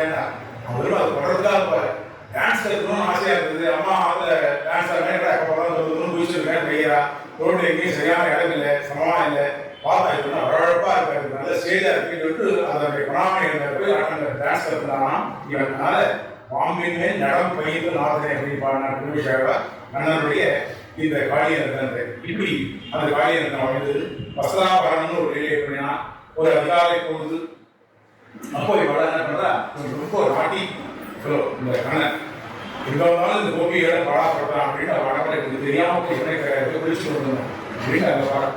அங்கே போனாக்க ஆயாசி வர எனக்கு தெரியாதுன்னு நினைச்சிட்டு போறான். அங்கே போயிட்டு நுழைஞ்சு தெரியும் இவாளுக்கு தெரியாம கண்ணனை வந்து அவளுக்கு தெரியாது. அவன் இவாளுடைய வஸ்திரங்கள்லாம் எடுத்து மேலே வந்தான். அதுக்கு என்ன அப்படின்னா இவாள் வந்து வஸ்திரம் இல்லாம தீர்த்தம் ஆடினார்கள். அது தப்புன்னு ஒரு தர்மத்தை காண்பிக்கிறதுக்காக அவளுக்கு அஞ்சலியே அதுக்கு வந்து பனிஷ்மெண்ட் அவளுக்கு கொடுத்து அந்த அஞ்சலிக்கு எவ்வளோ வேல்யூ தெரியணும்னால அந்த அஞ்சலி பண்ண வைத்து அப்புறம் அந்த இதெல்லாம் கொடுக்குறான். இதை வந்து நம்ம கோபால விஷயத்துல சுவாமி தேசிக சாரிக்க வாசோஹித்வாதினகரசுதாசன்னிதோவல்லவீனாம் இஹாஸ்மேரோ தைதிரகிதாம் அஸ்தித குந்தசாகாம் சத்ரீடா விஹீததனவசனே அபிரப்யர்ஜமானே காமி கச்சித் கரகமலயோஹ அஞ்சலிம் யாச்சமானஹ. இப்படி சாச்சா கரகமலயோஹ அஞ்சலிம் யாச்சமானஹ கீதா ஸ்நேகா கச்சித் காமி ஜெயதி. அப்பேற்பட்ட ஒரு காமியா இருக்கிறவன் அவனுக்கு மங்களம் அப்படின்னு சொல்லி பார்க்க தினகர சுதான யோனி. அப்படி அந்த அவர்களுடைய கோபியர்களுக்கு சிக்ஷிக்கிறதும் அதுல ஒரு ஸ்டேட் பண்ணுறது, பனிஷ் பண்ற போது கூட அது ஒரு ஸ்டேட் காமிச்சான். அவள் பெருசா வந்து ஒரு தண்டி சேர்ந்த பெரிய தண்டனை போடுறேன். அவளுக்கு வேணா எடுத்து வச்சுன்னா அவளோட ஒரு டென்ஷனை கொண்டு போனா அதுக்கப்புறம் எல்லாரையும் வந்து அஞ்சலி பண்ண வைத்தான். அது வந்து 2 பேரா பண்ண முடியாது, இவாவர்கள் பக்கத்தில் இருக்கிறவர்கள் அப்படி வந்து அஞ்சலி பண்ண வைத்து அவளுக்கு கொடுத்தா அந்த சிக்ஷையை கொடுத்தான் 5 பேருக்கு பண்ணாது அப்படின்ட்டு. அதுக்கப்புறம் இங்க இருந்த பர்ஜன்யங்கள்லாம் இருக்கு. அது இந்த அதெல்லாம் அதிபதியானவன் தேவேந்திரன். அந்த இந்திரனுக்கு என்ன பண்ணாங்க, இந்த வாய்ப்பாடியில் இருக்கிறவங்கலாம் அந்த வருஷாவட்டம் ஒரு விழா நடத்துவது வழக்கம். அந்த இந்திர விழான்னு சொல்லிட்டு அதை நடத்துவது வழக்கமாக நிறைய விஷயங்கள்லாம் பிரமாணங்களும் அவங்க வந்து அவனுக்கு படைச்சு போட்டு ஒரு பூஜை பண்ணுவாங்க. என்ன பண்ணான் கண்ணன், அது கூடாது அப்படின்னு அவன் இது பண்ணி அவனை கன்வெர்ட் பண்ண, அதெல்லாம் கன்வெர்ட் பண்ணா இவன் தான். அவளுடைய பக்தியானது இந்திரன் மேல இருந்தது. அந்த வருஷாந்திர பூஜை பண்ணுறது இவன் என்ன பண்ணினா, இந்திரன் என்ன பண்ணுவான், அவனால எல்லாம் ஒன்றும் இல்லைப்பா, நம்மளுக்கு பிரத்யட்சமான தெய்வம் இருக்கு, அது கோவர்தன் இருக்கு, அதுதான் நம்ம மாடுகள்லாம் போய் மேயுது, அதுதான் நம்மளை வந்து இயற்கை விஷயத்துல நம்ம காப்பாற்றுறது, அதுதான் நம்மளை வந்து ரட்சிக்கிறது. அது புல்லுலாம் இல்லை, வயல போய் மேயுது, புல்லு இல்லைன்னா என்ன பண்ணணும், நம்ம மாடுகள்லாம் மாடுகள் மேய அப்படின்னா நம்ம பால் எங்கே கிடைக்கும், பால் இல்லைன்னா நம்ம என்ன வியாபாரம் பண்ணணும், நம்ம எதை சாப்பிடுவோம், இப்படின்னா சொல்லி அவரை மாற்றி கண்ணன் சொல்றது புரிஞ்சதோ இல்லையோ, அது கண்ணன் சொல்லிட்டான், அதெல்லாம் அது சத்தியமாக இருக்கு அப்படின்னு சொல்லி அதை வந்து இவாட என்ன பண்ணா, சரி இந்த வருஷம் இந்திர பூஜை வேண்டாம், கோவர்தனத்துக்கே நம்ம பூஜை பண்ணுவோம் அப்படின்னு சொல்லி கோவர்தனத்துக்கு பூஜை பண்ணிட்டாங்க. ஏன் சுவாமி தப்பு இல்லையா, அவன் எது இந்திரன் வந்து தேவேந்திரன் தானே, தேவதைகள்லாம் அதிபதி தானே, அவனுக்கு பூஜை போடார்கள், அது என்ன தப்பு, இது ரொம்ப காரியமா அதை மாற்றி கோவர்தனத்துக்கு பண்ணு அப்படின்னு சொல்றோம். அப்படின்னா இந்த இவன் கண்ணன் அவதரிக்கிறதுக்கு முன்னாடி அவன் அப்படி வேணா இருந்து போறோம், அது பற்றி கவலை இல்லை. ஆனா கண்ணன் தான் சாட்சாத் பதவியுமாக தான் அவதாரம் பண்ண உடனே தன்னை விட்டு அவளை இன்னும் தேவதாந்தத்தை போய் போனா என்ன இருக்கும். சரி, இப்போ கோவர்தனத்துல வந்து இவன் எப்படி இருக்கான் அப்படின்னா, இவன் தான் கோவர்தனம், இவளை வந்து பெரிய அனுபவ சொல்லி பண்றாரு. அந்த தேவதை இவன் சொன்னான், கண்ணன் சொன்னான் அப்படின்றதுனால இவருடைய நியமனத்தை சிறசா வைத்து அவளை என்ன பண்றாள், அந்த கோவர்தனத்துக்கு பெரிய படையிடா, நல்லா வரையா வந்து பக்கங்கள் என்ன, அன்னம் என்ன, இது பழங்கள் என்ன, அந்த ரசங்கள் அனுப்பி படைக்கிறான். அதை யார் சாப்பிடுறது, கோவர்தனம் சாப்பிடுவான். இவனே கோவர்தனமாக அதில் போய் இருந்து இவனே ஆபேசிச்சு எல்லாத்தையும் அவர்கள் கண்ணோட எல்லாம் தியானம் பண்ணிக்கோ அப்படின்னா அடுத்த கண்ணன் எல்லாம் பார்த்தா இவன் எல்லாம் சீக்கிரம் பாருங்க கோவர்தன் சாப்பிட்டு சொன்னேன் இல்லையா, அவன் சாப்பிட்டா இவன் வந்து வரவே இல்லை, எல்லா மகளும் இருக்கும் அப்படின்னு சொல்லி வச்சான். இது எதை காமிக்கிறது, நான் ஒரு பிரபத்தி பண்ணிக்கிறதுக்கு முன்னாடி வேணா இருக்கலாம். ஆனா பிரபத்தின்னு ஒன்று மானுகூலிய சங்கல்பா, பாதிகூலிய சரஞ்சன், ரட்சிஷி, விஸ்வாசா, கோத்திருத்துவ அனந்ததா, ஆத்மக்ஷேப ஆத்மணியை சங்கிலாசனாகி சொந்த மனசில் கொண்டு நம்ம இனிமே வந்து பெருமாள் கிட்ட போய் இருந்து பிரார்த்திக்கிறோம். பிராட்டியோட புருஷகாரத்தின் மூலமாக அதை முன்னிட்டு கொண்டு பிரார்த்திக்கிறோம். இனிமே ஒரு அனுகூலமான விஷயங்களே நான் பண்ணுவேன், உனக்கு பிரதிகூலமான விஷயங்களை உன் திருவிழா பலமுறை நான் அவனை பண்ண மாட்டேன், நீயே எனக்கு ரட்சகன் அப்படின்னு வந்து அவன் மகாவிஸ்வாசத்தோட வச்சு அவன் பிரார்த்திச்சிடும். இது மாதிரி ஒரு பன்னியாசத்தை பிரபத்தியே வெளியேறாரு நம்ம ஆச்சாரி. அதுக்கப்புறம் வந்து நம்ம மனசு மாறக்கூடாது. அதுக்கு முன்னாடி ஏதோ இருந்து போய் எல்லாம் அதோட போயிட்டு இல்லையா, பிராரத்த கர்மங்கள் வந்து எதில் மிச்சம் இருக்கிற ஜீவத்தை எவ்வளவு வேணுமோ அதை மட்டும் வச்சுக்கிறோம். ஏன்னா தேவாசனான்னு சொல்ல போகிறோம், இந்த சரீரம் இருக்கிற வரைக்கும் நான் அனுபவிக்கிறேன், அதுக்கப்புறம் நான் அனுபவிக்க வேண்டாம், இன்னும் சரீரம் வேண்டாம், இன்னும் ஜென்மா வேண்டாம்னா பிரார்த்திக்கிறோம். அதுக்கு முன்னாடி பெருமாள் ஸ்டாக் வச்சுட்டு மிச்சத்தை வந்து அழிச்சுடுறான். அப்படிலாம் பண்ணிட்டு அதுக்கப்புறம் நான் வந்து மாறப்பேன், அவன் மேல ரட்சி சக்தி விஸ்வாசம் அப்படின்னு அவன் மேல மகாவிஸ்வாசம் தான் போறோம். இவன் தான் நம்மை காப்பாற்றுவான், நாராயணனே நமக்கே கலைதுவான்னு சொன்னார். அந்த 30 திருப்பாவையில் 4000 இல்லை, 4 வேதங்கள் இல்லை, எல்லாத்துடைய சாரமாகவும் இருக்குது திருப்பாவைனா. வேதம் அனைத்துக்கும் வித்து திருப்பாவை சொன்னோம்னா இந்த அத்தனை திருப்பாவைக்கும் சேர்த்து ஒரே வார்த்தை அதோட சாரம் என்ன, நாராயணனே நமக்கே கலைதுவான் அப்படின்னு. நாராயணன் தருவான், எது தருவான், கலை தருவான், பட்சத்தை தருவான். நாராயணனே தருவான், இன்னொரு நாராயணன் தவிர இன்னொரு தரமாட்டான். அவன் யாருக்கு தருவான், நமக்கு தருவான் அப்படின்னு இன்னொரு நமக்கே தருவான். யார் மற்ற மகாவிஸ்வாசம் வச்சிருக்காளோ அப்பேற்பட்ட நம்மளை போல ஒரு பக்தாளுக்கே பாகவதாளுக்கே நாராயணனே நமக்கு கலை தருவான், நமக்கே கலை தருவான் அப்படிங்கிறத நாம் உணர்ந்திருக்கணும். அப்படிங்கிறதுக்காக அதை புரிஞ்சுக்கிட்ட இது மாதிரி ஒரு ஏழை பண்ணி காமிச்சான். தானே கோவர்தனமாகவும் இருந்து கொண்டு தேவதாந்திர பயணம் கூடாது அப்படின்னு எப்ப தன்னையே நம்பியிருக்காளோ இந்த கோபிகைகள், அவளுக்கு இன்னொரு சிந்தனை. ஆனால் ஆய்ப்பாடியில் இருக்கிறவா இன்னொரு அந்த அளவுக்கு வந்து பசசினஸ் அவ தன்னை சேர்ந்தவன் இவன் வந்து சீகரிச்சுட்டான். அவ போய் இன்னொரு போய் செய்கிறாரு, அது கூடாது அவளுடைய சுரூபத்துக்கு தோஷப்படுகிறதுனால தானே வாய் பண்ண வைத்தான். தம்மை சரணம் பாவையறி குணம் செய்கின்ற மாநிலம் காண்பேன் என்று பொம்மை வேப்பொன்றை சேவைக்கும் கோவர்தனம் என்று தொடரக்கூடிய அப்படின்னு வந்தாங்கன்னா இப்படியாக இந்த அடைமழையிலிருந்து ஆயரையும் ஆணிரையும் காத்து சர்வரட்சக ரட்சக சங்கல்பனான கோவிந்தன் என்னும் பழைய பெயரை எடுத்து சாட்சி கொண்டான். இந்த கோவிந்த பட்டாபேரன் இந்திரன் பண்றான், தன்னுடைய கருவம் அடைந்து. ஏன்னா தனக்கு வர வேண்டிய பூஜையை இவன் எடுத்துட்டான் அப்படின்னா அவன் வந்து வலிமைக்கிறதான் இவெல்லாம் சாப்பிட்டா தரப்போடு அவன் பயந்து மறந்துட்டான். இவனே ஆயப்பாளைய பையன் மாடு மேய்க்கிற பையன் எனக்கு பண்ண வேண்டிய பூஜை எடுத்துட்டானே அப்படின்னு அவனுக்கு கோபம். உடனே அவன் கோபத்தை தேவி அடுத்து 7 நாள் அடைமழையா போட்டு தள்ளினான். கல்மாரியா பார்த்து தள்ளினான். அதுக்கப்புறம் பார்த்தான் இது நிக்கிறதா இல்லை. 7 ஒரு சின்ன குழந்தை 7 நாட்கள் ஒரு சுண்டு வரல சொல்லி கூட வந்து ஆயாசமே இல்லாம பிடிச்சு நிக்கிறதுன்னா இந்த பேர்படுறதுன்னா அப்புறம் அவங்க ரேஸ் பண்ணாலே ரேஸ் ஸ்டேஷன். அதனால தானே எழுந்து வந்து பெருமாள் சொன்னாங்கன்னா அப்போ கோவிந்த பட்டாபிஷேகம் உண்மையா நீங்க வந்து பெருமாளுக்கு எவ்வளவு ஒரு கருணை அப்படின்னா குணம் இவனுடைய குணத்தை தான் பாடுறாங்க. ஏசனுடைய வலிமை பராக்கிரமத்தை தான் பாடம் இல்லையா. இந்த மனதாய் போட்டி செல்லாதி போட்டி அப்போ உடையாய் எடுத்தாய் பலம் போட்டின்னு சொல்லியிருக்கோம். அதே குடையாய் எடுத்தாய் குணம் போட்டின்னு சொன்னா அங்க இருந்து குணம் வந்தது. அவன் பலம் பராக்கிரமம் தான் இருக்கு. அதனால 7 நாள் தாங்கியிருக்கான் குழந்தை பாவம். அப்ப இவ்வளவு பராக்கிரமம் இருக்கா அந்த பராக்கிரமத்துக்கு ஜெயந்தி தான் பாடணும். ஆனா ஏன் இப்படி பாடணும் அப்படின்னா அந்த அவருடைய குணம் என்ன. இந்திரன் கோபத்தோடு கூட அடுத்த 7 நாள் வந்து விடாது மழை பெய்ய வைக்கிறான். கல்மாரியா வைக்கிறான். இவன் கோபத்தை கவுத்து பிடிச்சு கொண்டு இந்த காயங்களெல்லாம் காப்பாற்றான். அப்போ இந்திரன் வந்து சரணாகதி பண்ணும்போது அவன் கோபம் இருக்கணும் ஆகலாம். வேண்டாம் நான் இப்ப வந்து பிறந்திருக்கேன் நமக்கு தெரியாதா. நான் கண்ணாலும் நான் இந்த வேலையெல்லாம் பண்றேன். நீ கோபப்பட்டு இந்த நாள் வந்து நம்முடைய தடிக்கிறவா தடிச்சிருக்கா இல்லையா. அப்புறம் அதுக்கு அவருக்கு அந்த நோக்கில் அது நாட்டிஸ் நாட்டிஸ் நோடு அவன் வந்து திருந்தன் அவ்வளவுதான் இது. அதனால அவனை வந்து இது பண்ண அவனுக்கு வந்து ஒரு கோவிந்த பட்டாபிஷேகம் பண்ணி அவனும் இது பண்ணிட்டு போடுறோம். அவனுக்கு அனுகூலம் பண்ணணும் அப்படின்ட்டு அவனுக்கு பட்டாபிஷேகம் பண்ணினா கோவிந்த பட்டாபிஷேகம். அப்ப அப்ப இருந்தா அவனுக்கு கோவிந்தங்கிற பேர் இருந்துதான் இல்லை. கோவிந்தங்கிறது எப்போவே இருக்கு. அது திரும்ப அந்த அவதாரத்தில் எடுத்து சாதிதான் அப்படின்ட்டு அந்த சொல்றாரு. அப்போ இது ஒரு ரசமான ஒரு விஷயம். குழந்தைகளாம் அப்படித்தான் சுத்தி இருக்கிற குழந்தைகளாம் 7 நாள் இவங்க பிடிச்சிருந்து எல்லாம் ஆயர்களும் சரி ஆய்ப்பாடிகளும் சரி கோபிகள் எல்லாரும் அந்த இது மலையின் கீழே தான் இருந்திருக்கான். 7 நாள் ஆச்சு. அப்புறம் ஒரு மழையெல்லாம் இருந்துட்டு இந்திரன் வந்து அபராத சொல்லுவாங்க பண்ணிட்டா கீழே வச்சுட்டான். திரும்ப யதாசானம் திரும்ப அந்த கவர்னர் வச்சுட்டான். அப்போ இந்த குட்டியெல்லாம் போயிருந்தாங்க. ஏங்கன்னா அவன் அப்பவே கேட்கணும்னு நினைச்சேன்டா உனக்கு எப்படி இப்படி கை வலிக்காம 7 நாள் நீ பிடிச்சிட்டே இருந்த 7 நாள் பிடிச்சிருந்தா அப்ப தெரியல கை வலிக்கணும். அவன் வச்சப்பறம் அப்பவும் கேட்கறான். நம்ம உள்ள வேலை பண்ணிட்டு யாரோ அவனுக்கு என்ன தெரியும் நிறைய வேலை இருக்கா பண்ணிருக்கான். நம்ம சும்மா தான் குட்டி பார்த்துக்கோ சீரியல் பார்த்துருக்கோம். அப்பவே நம்ம கேட்க மாட்டோம். உள்ள ஏதாவது ஹெல்ப் பண்ணுவான். அவன் பிடிச்சிட்டான் அதை லைட் அடிச்சு வரா பண்ணுவோம். நிறைய வேலை அவனை ஹெல்ப் பண்ணுவான் அப்படின்னு கேட்கற மாதிரி இவன் என்ன பண்ணா இந்த குழந்தைகள்லாம் அவன் கை கீழே எல்லாம் வச்சுட்டான். 7 நாளா கஷ்டப்பட்டுருக்கானே தெரியல. அப்ப சொகுசா கீழே எடுத்துட்டு இப்போ கீழே வச்சப்பறம் அவனும் கடைப்பா தெரியுது அவனுக்கு கையெல்லாம் வாழவே இல்லை. கையெல்லாம் அவருக்கு இன்னும் அதே தோட இருக்கா உற்சாகத்தோட எப்படிடா அப்படின்னா கேட்கறான். அதுக்கு காரணம் சொல்றாங்க வியாக்கியானத்துல ஒரு வேலையை நாம செய்யறோம்னா எப்ப நம்மளுக்கு வந்து ஒரு அசதியோ ஒரு அலுப்பு வரும்.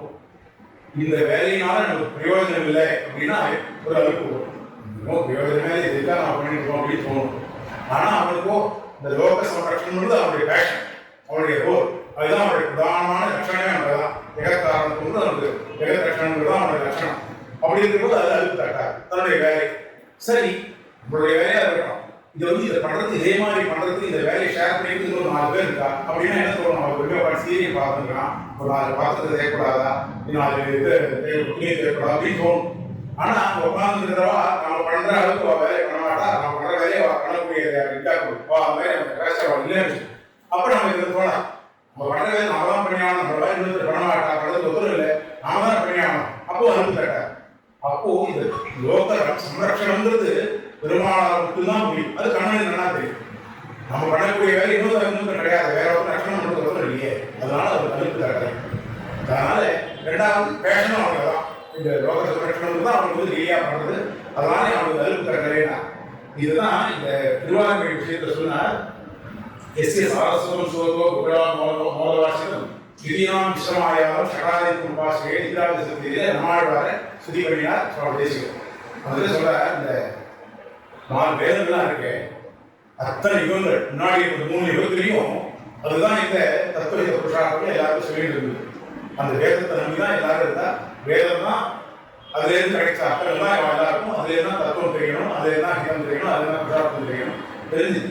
ஆனா இந்த கலியுகத்துக்கு ஆரம்பத்தில் என்ன ஆயிடுச்சு.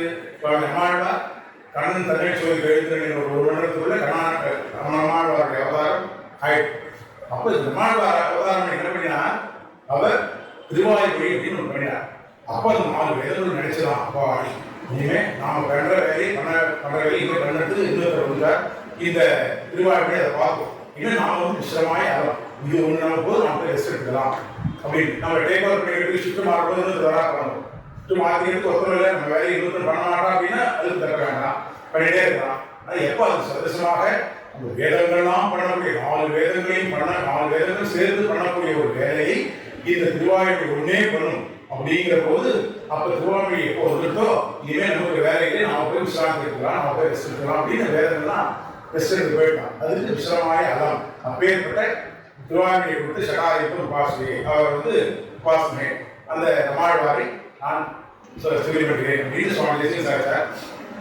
அது மாதிரி இது மாதிரி பல கீதைகள் நடந்துட்டு இருக்கு.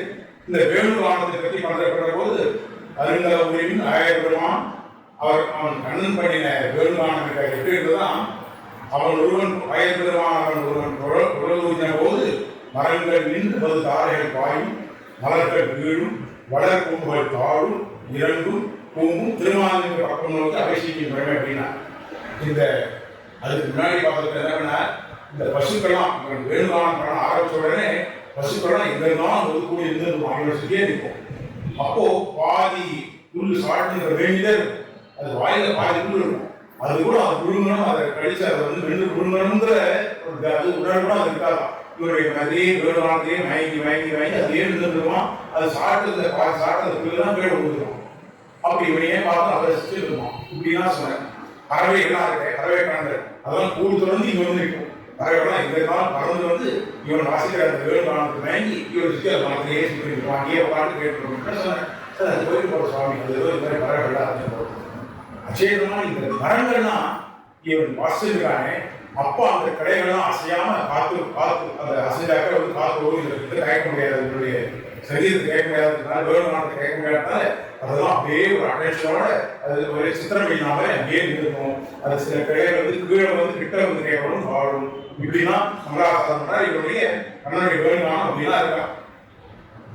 அந்த அதை சொல்றார் ஜெயதிரவிதம் சிக்ஷிதோ வல்லவீனாம் சிதிரவலயசிஞ்சா சீதரேகசதாலைஹி அகில புவனரக்ஷா கோபவேஷஸ்ய விஷ்ணோஹ அதரமணி சுதாயாம் சவான் வம்சநாளஹா தே தீபாண்ட அவருடைய அந்த கோபவேஷஸ்ய விஷ்ணு கோபனாக வேஷம் பண்ணி வந்திருக்கிறானே. அவன் எதுக்கு வந்திருக்கான்? அகில புவனரக்ஷா அகில புவனங்கள் அனைத்தையும் சர்வலோக ஜெகதரட்சகனான அவன் இந்த வேஷத்தில் வந்தானே. அவரே அதரமணி சுதாயாம் அவன் வம்சநாளா அப்படின்னு அதெல்லாம் பண்ணினார். அதுக்கப்புறம் கோபிகாருக்கு முக்கியமான ஒரு கட்டம். கோபிகள்லாம் என்ன பண்ணாலும் பகவானை வசீகரிப்பது தங்கிட்ட ரொம்ப ஆட்பட்டு இருக்கான் பகவான் கண்ணன். நம்மகிட்டே ரொம்ப ஆசையோடு இருக்கான். அது வாஸ்தவம் தான். அதுதான் தெரியுமா, நம்ம கிட்ட நாம இவ்வளோ அழகா இருக்கும் அது ஒன்று நம்மளுடைய கீ அப்படின்னு நினைச்சாங்க. அதை கொஞ்சம் இவாளுக்கு அந்த கர்வத்தை கொஞ்சம் குறைக்கணும். இது ரொம்ப நல்லா ஆகும். ஒருத்தரோட இருந்தா இதெல்லாம் தன்னால்தான் தன்னுடைய பக்தினால்தான் பெருமாள் வசப்பட்டான் அப்படின்னு அவன் நினைச்சுட்டாக்க அது ஒரு தோஷம் நம்ம கிட்ட. அதுக்காகத்தான் நம்ம என்ன பண்ணணும்னா நாம பக்தி பண்ணினேன் அதனால பெருமாள் அனுகிரகிச்சான் அப்படின்னு ஒரு போது நினைச்சக்கூடாது. பெருமாள் அனுகிரகமானதால நாமளே பக்தி பண்றோம். அதனால நாம இன்னைக்கு ஒரு கோயிலுக்கு போறோம் அப்படின்னாலும் சரி, நாம ஒரு நல்ல விஷயம் பண்றோம் அப்படின்னாலும் சரி, நாம இதெல்லாம் பண்றதுனால பெருமாள் அனுகிரகிக்கிறாங்க, பெருமாள் அனுகிரகம் பண்ணதுனால தான் நாம இதெல்லாம் பண்றோம் அப்படின்னு ஒரு எண்ணம் வரும். அந்த எண்ணத்தை அவளுக்கு கொண்டு வரணும் அப்படின்றதுனால இந்த கோபிகளோடு இருந்திருக்கான். அப்போ அவளுடைய கண்ணுக்கு தெரியாம ரொம்ப ஆனந்தமா இருந்திருக்கும். திடீர்னு அவள் கண்ணிலேருந்து மறைஞ்சிடுவான். கண்ணா இது மாதிரி நீ மறைஞ்சிட்டே அப்படின்னு சொல்லிட்டு அவனை கண்டு ஜேஷ்டாக ஆத்மிகாக இப்படி சொல்லிட்டு தத்குணானேவ காயத்யா ஆத்மாகாராணி சஸ்வரு புனఃப்ரியமாகத்தே காளித்யா கிருஷ்ண பாவனாக சமவேதாவியோ கிருஷ்ணம் அகவடகாட்சியாக அப்படின்னா புலம்பி ஜெயதிரேதிகம் கிருஷ்ணா ஜன்மனாபஜா சேத இந்திரா சஸ்வதத்ரி தைத விஷதாம் திருஷ்டாவகாக ஸ்ரீ திருதாத்வகா திருதாசவகா துவாம் சின்னதே அப்படின்னா அவளை பாதி படுகிறான். அதுக்கப்புறம் கொஞ்ச நேரம் கண்ணனே வந்துடுறான். அதுக்கப்புறம் அவளுக்கு கூட இந்த இதெல்லாம் நடக்குது, வாசலையிலே நடக்குது.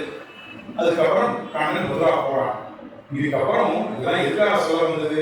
இந்த கதைகளெல்லாம் புண்ணியத்தை கேட்டாள். சுக்காபனான்னு சொல்லப்பாடு இந்த மாதிரி கண்ணனுடைய கதைகளெல்லாம் அவள் அங்கே நம்ம அரண்மனைக்கு வந்த அந்த பாகவதாரத்தை கேட்டாள் அப்படின்னு சொல்றது. அதுக்கப்புறம் அவர் மாதாக்காரன் அனுபவிக்கிறார். அந்த மாதாக்காரன் உத்தராகருக்கு போற போது நம்ம ஒரு மாதாக்காரன் இருக்கான், மாலை கொடுக்குறோம்.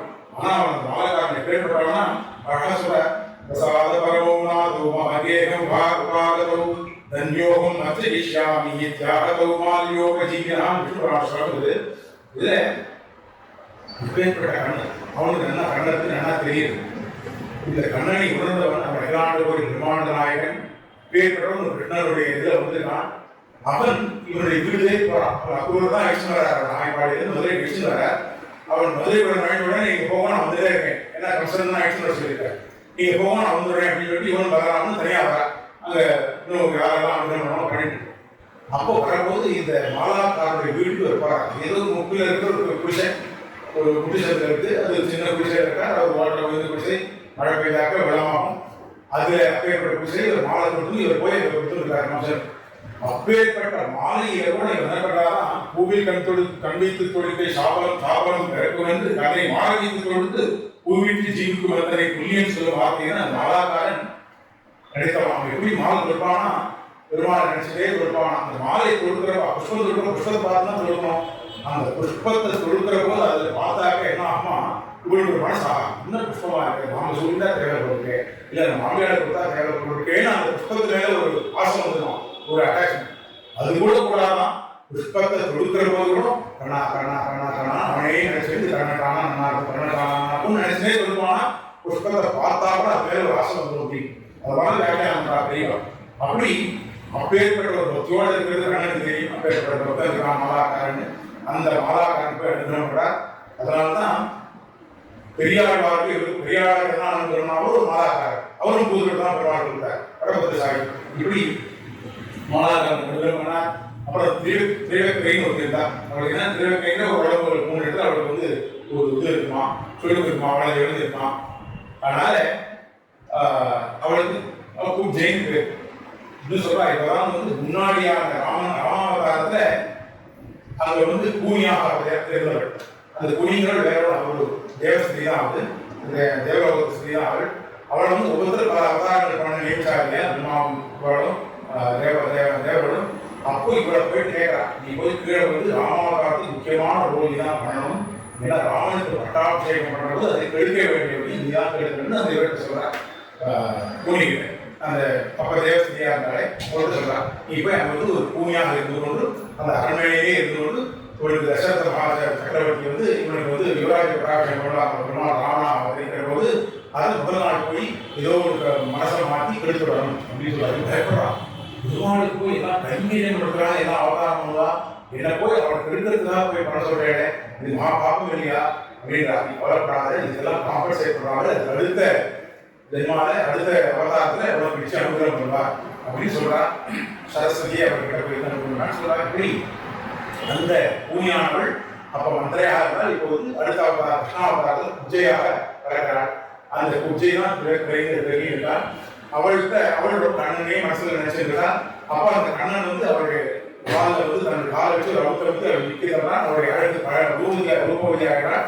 அவரே கல்யாணம் பண்ணி அவருக்கு வந்து ஒரு குழந்தை கொடுக்குறான் கண்ணன் அப்படின்னு தான் சொல்லப்படுகிறது. இப்படி பண்றாள். அப்புறமா புருஷனுடைய அரண்மனைக்கு வரா. அங்கே கோலையா போயிட்ட ரத்தனம் பண்றார். அதை ஆழ்வார் சேவிக்கிற போது வார்கடா அறிவி யானை மாமலையும் மறுப்பனை கோடில் துருட்டி ஊர்கள் பின்பாகம் உயிர் செலுத்து அரங்கின் மலரை கொன்று சூழ்பரன் மேல் கோர்கடாக பிறக்கிற மாணவியும் கண்டனை தரத்தை இவ்வளோ வேலையை கண்டுவானா. நேரம் போனா கண்டனை அடிச்சான்னு போறவரே ஒரு கோலையா போயிட்டு ஒரு பெரிய யானை. அந்த யானையை அதை இது பண்ண ஜெயிக்க வேண்டியிருந்தது. அதுக்கப்புறம் அங்கே போனால் சாணூர் பிள்ளாசர்கள் அவர் இருந்தால் அவர்களோடு சண்டை போட்டு அவனை ஜெயிக்க வேண்டியிருந்தது. இப்படி ஒவ்வொன்றுக்கும் ஒரு அப்சைட் வச்சுட்டே இருந்தான். அது ஏன்னா அவனுக்கு எவ்வளோ பயம். ஒரு கால் அவங்களே கூப்பிட்டாங்க, நம்மகிட்ட வராமல் இருப்பாங்க. கம்சன் மாமா இருந்தாலும் அந்த பையன் பொருளாதார என்ன பண்ணுவான்னு தெரியல. இத்தனை ராட்சசால் அம்சம் எல்லாரையும் போட்டு சொல்லிட்டான். இதுக்கு இங்கே வர வச்சது ஹோம் கிரவுண்ட். ஹோம் கிரவுண்டில் கொஞ்சம் ப்ளே பண்ணுறது கொஞ்சம் ஈஸியாக இன்னும் கொஞ்சம் அட்வான்டேஜ் இல்லையா. அதனால இங்கே வர வச்சுருந்தான். அப்படி இருந்து பயம் அவங்கள்ட்ட நேரம் தான் இந்த பையன் என்ன பண்ணாலும் தெரியாது. ஆனால் இவருடைய அட்லீஸ்ட் இவருடைய இதை உற்சாகத்தை குறைச்சிக்கணும் அப்படின்றதுனால அவன் தள்ளி வருவதே ஒரு அப்சகராக இருக்கிறான். ராணின்னு இருக்கிறான். அதுக்கப்புறம் ஒரு பலர்கள் இருக்கிறான். இதெல்லாம் பண்ணலாம். ஆனால் அவர்களெல்லாம் பின் பண்ணிட்டு ஜெயிச்சு இவன் கண்ணன் வந்து கிட்ட வந்துதான் அந்த கம்சனையும் வந்து ரொம்ப தோஷம் பண்ணிடுறான். கம்சம் பண்ணான். இதெல்லாம் எப்படி பண்ணான்னா எல்லாத்தையும் ஒரு விளையாட்டா பண்ணாங்கிற இதை ஜெயதேவன் சொல்றான். கீத கோவிந்தத்தை जयश्री विन्यस्तैः मणिदैव मन्दारकुसुमैः स्वयं सिन्दूरेण द्विपगणदा मुद्रितैव बुधापीठक्रीडाः कुवलयापीठकर्णः ீமாசுபிந்துஜயதி விரண்டோ முழுதா எப்படி பண்ணாங்க வேலையெல்லாம் வீடா வீடே ஒரு வேலையா விளையாட பண்ணிவிடா சுவாமி இதெல்லாம் சொல்ல பண்ணுவோம் இடதுகையாலே வந்து லெஃப்ட் ஹேண்டா பண்ணிடலாம் அப்படின்ட்டு பெரிய பெரிய வேலையில அதெல்லாம் ஒரு உற்சாகத்தினால என்ன பண்ணா எல்லாத்தையும் ஒரு லீல மாதிரி பண்ணி போயிட்டான் போகும்போது ஒரு யானை என்ன எங்க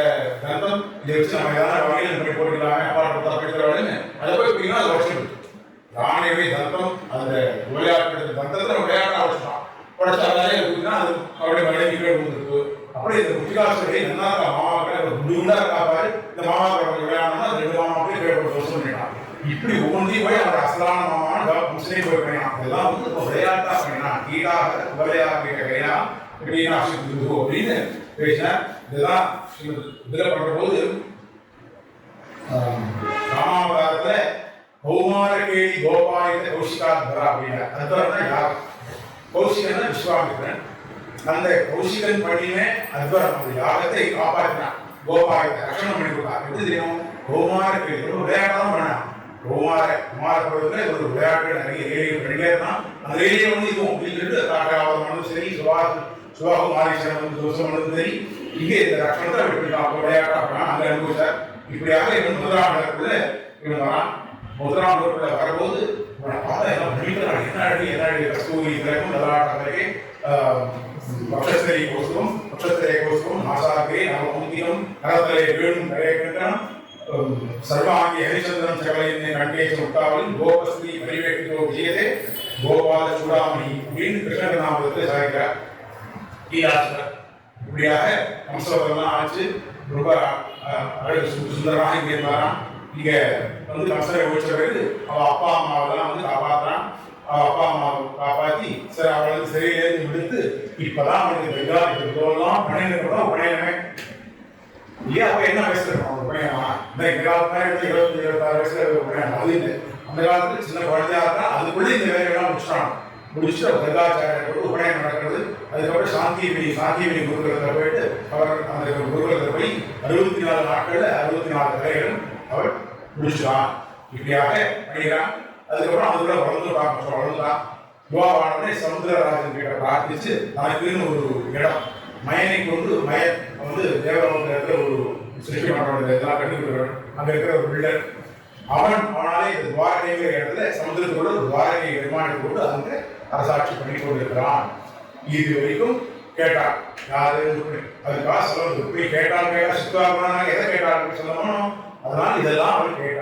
கேட்டு அவன் மேலே காதல் கொண்டான் அப்படின்னா இதையெல்லாம் கொண்டு நம்ம சுவாமி தேசிகன் பேர்பட்ட ஒரு கீதையை பண்ணியிருக்காங்க இதெல்லாம் அனுபவிக்கிறது நம்மளுக்காக வாங்கி முடிக்கிறது யாதவா இருக்கிற ஒரு மகாகாவியத்தை பண்ணினார் இது ரத்ன சதுஷ்டயம் நமக்கு எல்லாம் தெரியும் என்ன புராணத்துக்கு வந்து விஷ்ணு புராணங்கள் 18 புராணங்கள் அதுக்கப்புறம் ரத்னமானது விஷ்ணு புராணம் தான் எவ்வளவு பிரவேசமாகும் அப்படின்னா அது ஒன்றுதான் அதுல இருக்கிற விஷயங்கள் வந்து without any prompt without any influence வந்தது இப்போ ஒரு கோவிந்தசாமி கிருஷ்ணசாமி ராமசாமி இருக்கான்னு போனேன் ஒருத்தர் வந்து பெரிய புலவர் இருக்கார் இன்னொரு 4வது புலவர் இதுல இந்த ராமசாமியை பத்தி ஒரு நல்ல 4 பாட்டு பாடுறேன் 4 இது சொல்லுவோம் அப்படின்னா ஒன்று என்ன பண்ணார் ராமசாமிக்கு ஹோம் சொல்லுவார் அவரை பத்தி பாராட்டு இல்ல இந்த கிருஷ்ணசாமி இருக்கார் அவரை பத்தி ஒரு 4 வாரம் சொல்லுவோம் அப்படின்னு அவரை பத்தி பெருமையா சொல்லுவார் ஏன்னா அதாவது ஃபங்க்ஷனுக்கு போறோம் சட்டத்தை முடிச்சு விழாவுக்கு போனா அங்க இருக்கிற பத்தி 4 வாரம் நல்லா சொல்ல முடியா அதை மாதிரி அவனை பத்தி சொல்லுவார் இது அப்ப என்னாச்சு அவனை இன்ஃப்ளூயன்ஸ் பண்ணி இவனை பத்தி சொல்லுன்னு கேட்டு அவர் சொன்னது புராணங்களுக்கு பெரும்பாலும் இருக்காரு யாரோ பத்தி சுப்பிரமணியனை பத்தி ஒரு 4 வாரம் நல்லா சொல்லுவோம் அவரை புகழ் பாடணும் அவரை பத்தி பாடுறாரு இன்னொருத்தர் சிவனை பத்தி சொல்லுவோம் சொல்லுவார் ஆனா இந்த விஷ்ணு புராணத்துல மைத்ரேயர் என்ன பண்ணா இந்த மாதிரி ஒருத்தர் பத்தி சொல்லுன்னு கேட்கல எவனொருவன் இந்த எல்லா ஜெகத்துக்கெல்லாம் ரட்சகனும் எவன் ஒரு ஆதாரபூதமாக இருக்கிறானோ எவன் ஒரு காரணகர்த்தாவோ எவன் சர்வருக்குள்ளும் அந்தரியாமல் இருக்கிறானோ எவன் இவனையே வந்து தன்னுடைய சரீரத்தை கொண்டிருக்கிறார்களோ அப்பேற்பட்ட ஒரு புருஷன் அவனை விட இன்னொருத்தன் உயர்ந்தவன் உடையவன் எவனோ அவனை பற்றி சொல்லுகிறார் இவ்வளவுதான் கேட்டேன் இது ஏதாவது ஒரு ப்ராம்ப்ட் தான் இன்ஃபுளுன்ஸ் இருக்கார் அப்போ அவர் யாருக்குனாலும் சொல்லுறாங்க இல்லையா அப்ப சொன்னார் விஷ்ணு பற்றி இவன் எல்லா இந்த இவனெல்லாம் பண்ணவன் விஷ்ணு வர்த்தன் தான் பொண்ணு சாப்பிட்றது காமிச்சு கேட்கிறாரு இதுல வால்மீகி கேட்கிறார் நாரதர்கிட்ட, ஓரலட்சுமி சாப்பிட்டவங்களோகே குணவான் கஷ்டவீரியவான் அப்படின்னு ராவண பத்தி சொல்லி கேட்கறது. எனக்கு இந்த லோகம் அஸ்மி லோகம், இந்த லோகத்துல இப்பவும் வாழ்ந்துருக்கணும், சகல குணங்களையும் வச்சுருக்கேன். அவர் கேட்டது 16 குணங்கள் தான். ஆனா இவர் திரும்ப பதில் சொல்ற போது நாரதர் பதில் சொல்ற போது பார்த்தா 60க்கு மேற்பட்ட குணங்கள், 64 குணங்கள் சொல்றார். அப்பேற்பட்ட குணங்கள் நீலப்பா எனக்கு நீல விட்டு இனிமே இந்த குணங்கள் வச்சு நீ பாட அப்படிங்கிற இது. அப்ப அதுல என்ன சொன்னார், ஓரலட்சுமி சாப்பிடறதுலோகே குணவான் கஷ்ட வீரியவான் அப்படின்னு சொல்லிட்டே வரும்போது 16 குணங்கள் கேட்டேன். இந்த குணங்களை எல்லாம் உள்ளவன், இப்பவும் நம்மளுடைய வாழ்ந்து இருக்கிறவன், இன்னமும் நம்ம வெளியே இருக்கிறவனை பத்தி இந்த சொல்லுங்கள் அப்படின்னா அப்ப ராவண பத்தி சொன்னார். அப்ப என்ன அதெல்லாம் செய்யும் ராவண வசதி. அது மாதிரி விஷ்ணு புராணங்கிறது ஒரு விஷ்ணுவை பத்தி சொல்லுன்னு கேட்டு வரல. இது யாரு ஒரு ஜெகத் ரட்சண காரணம், எவன் ஜெகத் காரணம் அவனை பத்தி சொல்லுன்னு கேட்டா இது விஷ்ணுவை பத்தி சொன்னார். அதனால அது அர்த்தம் ஏற்படுகிறது. காரணம் தான் வெறுமை நம்மளுக்கு பிடிக்கும் விஷ்ணுக்கு சொல்றதுனால அது அர்த்தம் இல்லை. இது மாதிரி ஒரு காரணம் இருக்கு. அந்த விஷ்ணு புராணங்கிறது புராண அர்த்தம்னு சொல்றது. அது மாதிரி மந்திர அர்த்தம், அது பயம். நம்ம ரகசிய திரையம் இருக்கு, அஷ்டாட்சரம் பயம் சரஸ்வரம். அதுல இந்த பயங்கிறது தான் நம்மளுடைய பகவத் கைங்கரிய சொல்றது. அது இன்னும் அது உள்ளட்டங்களா வேண்டாம். அதுதான் நமக்கு சரணாகதியை நமக்கு கரணம் பிரமாச்சிருக்கா. அதை வச்சுதான் நம்ம ஆச்சாரியெல்லாம் அதை வச்சு இது பண்ணி கொடுக்குறாங்க, நமக்கு சரணாகதி பண்ணி கொடுக்குறாங்க. அதனால இந்த பயங்கிறது மந்திர ரத்னம் ஆச்சு. பயம். அப்புறம் ஸ்தோத்திரங்களிலே ரத்னமாக இருக்கிறது ஸ்ரீ சுவாமி ஆளவந்தாருடைய ஸ்தோத்திர ரத்னமே அது பேரு. அந்த ஸ்தோத்திர ரத்னம் அது ஸ்தோத்திரங்களுக்கு ரத்னம். அது 4வதாக இந்த காவிய ரத்னம்.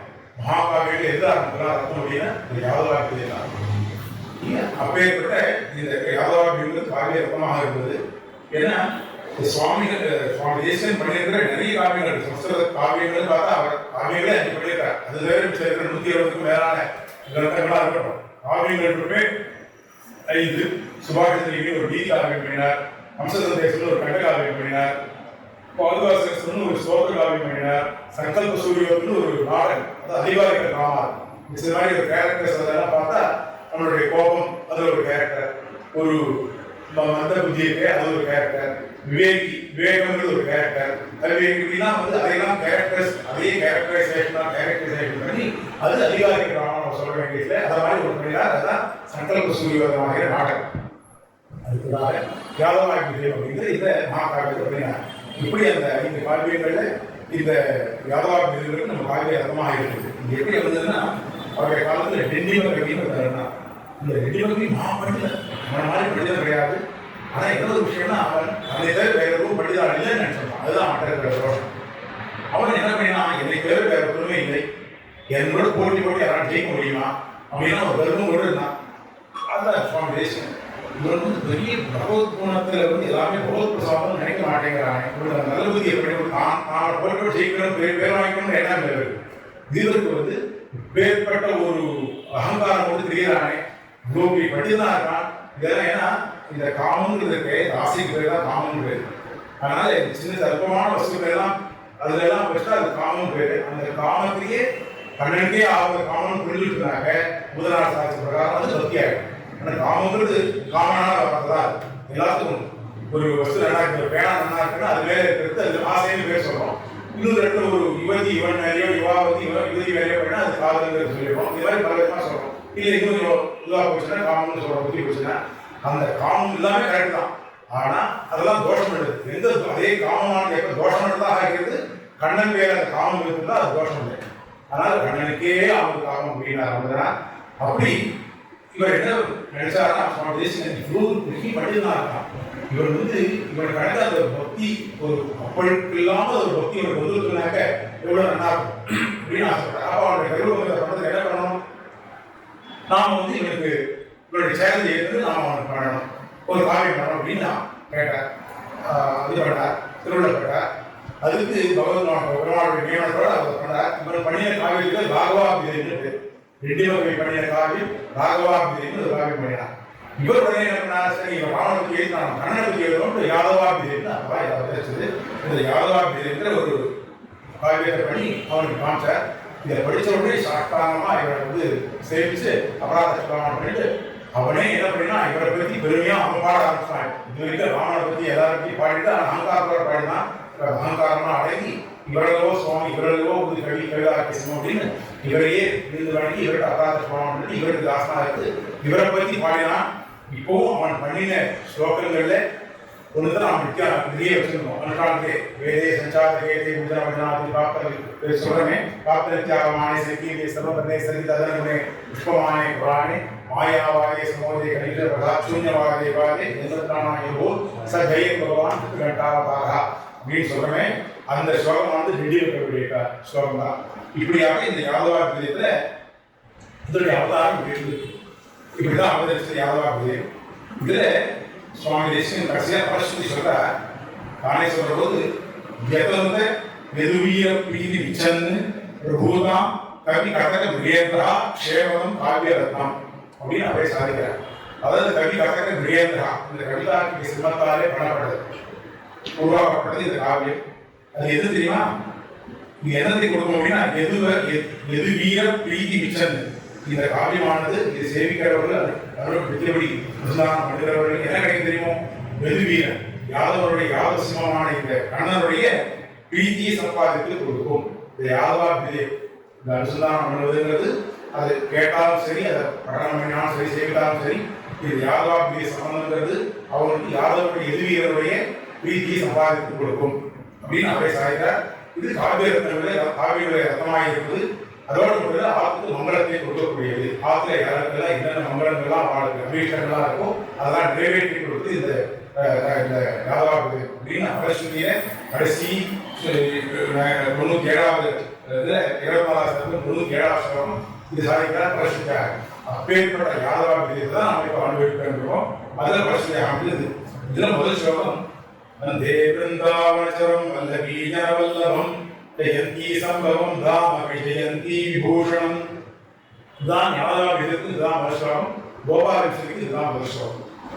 இந்த ஸ்லோகம் நம்ம அதுக்கப்புறம் நம்ம பார்க்க வேண்டியது வந்து 13வது சர்க்கம் தான் பார்க்கணும். ஆனால் நம்ம வந்து முதல் ஸ்லோகம் இதில் பார்ப்போம். இந்த ஒரு ஸ்லோகம் இருக்கும். இந்த ஸ்லோகம் நமக்கு பல விஷயங்களை சொல்றது. வாத்சல்யம் சௌசீல்யம் சௌலபியம் சுவாமித்வம் அப்படிங்கிறது அப்போ பெருமாளுடைய கல்யாணம் ரொம்ப பிரதானமாக அமையுது. சௌசீல்யங்கிறது என்ன அப்படின்னா நிருத்த சிவசாஸ்திரம் அழகா காமிச்சு கொடுக்குற சௌசீல்யமாவது தான் சர்வாதிகமாய் வைத்து தன்னியரான நிஷாதமான கோபாலாதிகளோட நீர்ந்த சுசேஷம் பண்ணுவை. இது அம்மாநாழி பிராணம் அம்மாநாழி பிரான் அவளை விடத்தான் யானால் என்றகலாதே அப்படின்னு திருவாரூரை பாசனம். அது சாதத்தை துர்காதி பரியந்தமாக அபேட்சிக்கும்படி விஸ்வசனீயதைக்கு ஒருப்பான். பெருமான் மேல நமக்கு வந்து ஒரு விசுவாசம் வரணும். மேல எப்படி வரும்? நேசம். அவர் வந்து பிள்ளையர் அப்படின்னு சொல்லிட்டாக்க அவர் மேல நம்ம பிடிக்கிறார் இருக்க. ஆனா எல்லா கேள்வி வந்து டெய்லி கேள்வி வந்து போறவரான விசாரிக்கிறார். ஒரு 50,000 இருக்கான், பெரிய ஒரு 50 கார் பிரச்சோட போயிருக்கான். நமக்கு பிரயோஜனம் அவன் பெருமையா பேச மாட்டது. ஆனா நமக்கு சம்பாதிச்சுனா பெருமிப்போம். ஆனா அவன் மேல ஒரு எப்படி நம்மளுக்கு நல்ல ஒரு எண்ணம் வரும். அவன் கீழே இறங்கி அங்க இருக்கிற ஒரு சாதாரண ஒரு மிக பிச்சைக்காரர் இருக்கணும் சாப்பாடு அப்படின்னு வாங்கி கொடுத்தாங்கன்னா என்ன மாவட்டம் நல்லா இருக்கணும் அப்படின்னு அதான் பார்த்துக்கணும். அது மாதிரி பெருமாள் எல்லா ஐஸ்வர்யங்களையும் பண்றவன் ஐஸ்வர்யங்களை பண்றவன் சம்பாதிச்சதில்லை, அவனுக்கே சுவாதீனமா இருக்கு. இந்த ஐஸ்வர்யங்கள்லாம் ஒரு காரியம் இதை சொல்லணும்னா ஏதோ ஒரு சம்பாதிக்கப்பட்டா நூறு ஏன் பண்ணுறதுலாம் அது ஒரு காலத்துல போயிடும். நம்ம எதெல்லாம் சம்பாதிக்கிறோமோ நம்ம லைஃப் டைம்ல அது நம்ம விட்டு போயிடும், இல்லை நாம அதை விட்டு போயிடும். அதனால அதெல்லாம் நிரந்தரம் இல்லை. ஆனா இந்த பெருமானுடைய ஐஸ்வர்யன்றது எப்படி அப்படின்னா அவனுக்கு சுவாதியமா இருக்கிறது அவனுடையதே. அதனால அது ஒரு நாள் போகாது, நித்தியமானது. எப்படி பகவான் நித்தியமோ அது மாதிரி அவனுடைய ஐஸ்வர்யங்களும் நித்தியம் அப்படின்றது. இதெல்லாம் அப்படி ஒரு சர்வாதிகனாக இருந்து கொண்டு ஆனா நம்மகிட்ட ஒரு ராமனாவும் ஒரு கிருஷ்ணனாவும் ஒரு விஸ்வனாவும் பக்தி காட்டி ஒரு விஸ்வனாவும் இப்படிதான் நம்மகிட்ட பிரார்த்தனை பெறுவான். அதனால இதை பார்த்து நமக்கு என்ன தெரியுது அப்பேற்பட்ட அந்த சௌசீல்யம் இது பேர். இந்த சௌசீல்யம் நம்ம எதிர்கொள்றது ஓஹோ பெருமாள் இப்பேற்பட்ட ஒரு பெரிய பரமாத்மா பரணாக இருந்தால் கூட நிகழாடுடைய குமார நாயகனாக இருந்தால் நான் வந்து நம்மகிட்ட வரமாட்டான் நம்மளுக்காக இறங்கி அவர் பழகக்கூடியவன் அப்படிங்கிற ஒரு சௌசீல்யத்தை காட்டுவது சௌசீல்யமானது நமக்கு ஒரு நம்பிக்கை தான். ஆஹா நாமளும் அவனுக்கு ஆசிரியக்கலாம் அப்படின்னு காமிச்சது. அதுக்கு அடுத்தது சௌலபியம் அப்படிங்கிறது. சௌலபியம் சரி சௌசீல்யம் இருக்கு சுவாமி, ஆனா அவன் நம்ம அளவுக்கு வந்து நம்ம கிட்ட வந்து சகஜமா பழகுவான்னு தெரியலையே அப்படின்னா அதை சொல்ற சகல மனுஷனேன விஷயமாக எல்லாருக்கும் விஷயத்திற்கு விஷயமாகிறவன், எல்லாருடைய கண்களுக்கும் விஷயமாகிறவன்.